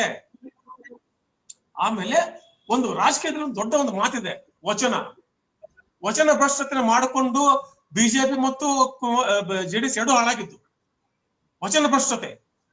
ಆ ವಚನ ಭ್ರಷ್ಟತೆಯ ಮಾತು ಕಾಂಗ್ರೆಸ್ಗೆ ತಟ್ಟಿ ಬಿಟ್ರೆ ಮುಗಿದ ಕೆಲಸ. ಹೀಗಾಗಿ ಎಲ್ಲ ಒಂದು ಕಡೆ ಎಲ್ಲರೂ ಸೇರ್ಕೊಂಡು they will have to politics. I am talking about only politically. They will have to sit and think about this very carefully. ಕೊಡ್ಬೇಕಾ ಬೇಡವಾ? ನೀವು ಬಿಜೆಪಿ ಅವರು ಜೆಡಿಎಸ್ ನೀವು ಸಾರ ಮಾತಾಡ್ತೀರಿ, ಆದ್ರೆ ಒಂದು ಪಕ್ಷವಾಗಿ ಒಂದು ಹೈಕಮಾಂಡ್ ಆಗಿ ಅದನ್ನ ಹೇಗೆ ತುಗಿಸ್ಕೊಂಡು ಹೋಗ್ಬೇಕು, ಅದು ಅವ್ರ ಮುಂದಿನ ಸಮಸ್ಯೆ, ಅವ್ರ ಮುಂದಿನ ಸವಾಲು. ಅದನ್ನ ಇವತ್ತಿನ ಚರ್ಚೆ. ಓಕೆ, ಆ ಸವಾಲನ್ನ ಹೇಗೆ ಎದುರಿಸ್ತಾರೆ, ಅದಕ್ಕೊಂದು ಉತ್ತರವನ್ನ, ಸ್ಪಷ್ಟತೆಯನ್ನ ಕಂಡ್ಕೊಳ್ತಾರ ಅನ್ನೋದು ಇನ್ನೇನು ಕೆಲಸ ಆಗ್ಬೋದು ಅಂತ ಅನ್ಸುತ್ತೆ. ಡ್ಯಾನ್, ಮುಂದಿನ ರಾಜಕೀಯ ಬೆಳವಣಿಗೆಗಳನ್ನ ಟ್ರ್ಯಾಕ್ ಮಾಡೋಣ. ಇಷ್ಟೊತ್ತು 3 ಕಾರ್ಯಕ್ರಮದಲ್ಲಿ ಭಾಗಿಯಾಗಿ ತಮ್ಮ ಅಭಿಪ್ರಾಯಗಳನ್ನ ನಮ್ಮ ಜೊತೆಗೆ ಹಂಚ್ಕೊಂಡ್ರಿ. ಇಟ್ನಾಳ್ ಅವರೇ, ರವಿಚಂದ್ರೇಗೌಡ್ರೆ, ಹಾಗೇನೆ ಅರುಣ್ ಸೇಠ್ ಅವರೇ, 3ಗೂ ನಮಸ್ಕಾರ. Thank you. ನಮಸ್ತೆ. ಆದ್ಮೇಲೆ ಇದಾಗುತ್ತೆ ಇವತ್ತಿನ ವಾರ್ತಾ ಭಾರತೀಯ ಬಿಗ್ ಡಿಬೇಟ್ ಕಾರ್ಯಕ್ರಮ. ಈ ತರದ ಚರ್ಚೆಗಳನ್ನ, ಬೇರೆ ಬೇರೆ ವಿಶೇಷ ಕಾರ್ಯಕ್ರಮಗಳನ್ನ ತಾವು ನೋಡ್ಬೇಕು ಅಂತಂದ್ರೆ ನಮ್ಮ ಚಾನೆಲ್ ಸಬ್ಸ್ಕ್ರೈಬ್ ಮಾಡೋದ್ರ ಜೊತೆಗೆ ಈ ಕಾರ್ಯಕ್ರಮದ ಬಗ್ಗೆ ತಮ್ಮ ಅನಿಸಿಕೆ, ಅಭಿಪ್ರಾಯಗಳಿದ್ರೆ ಅದನ್ನು ಕೂಡ ಕಮೆಂಟ್ ಮುಖಾಂತರವಾಗಿ ತಿಳಿಸಿ. ನಮಸ್ಕಾರ.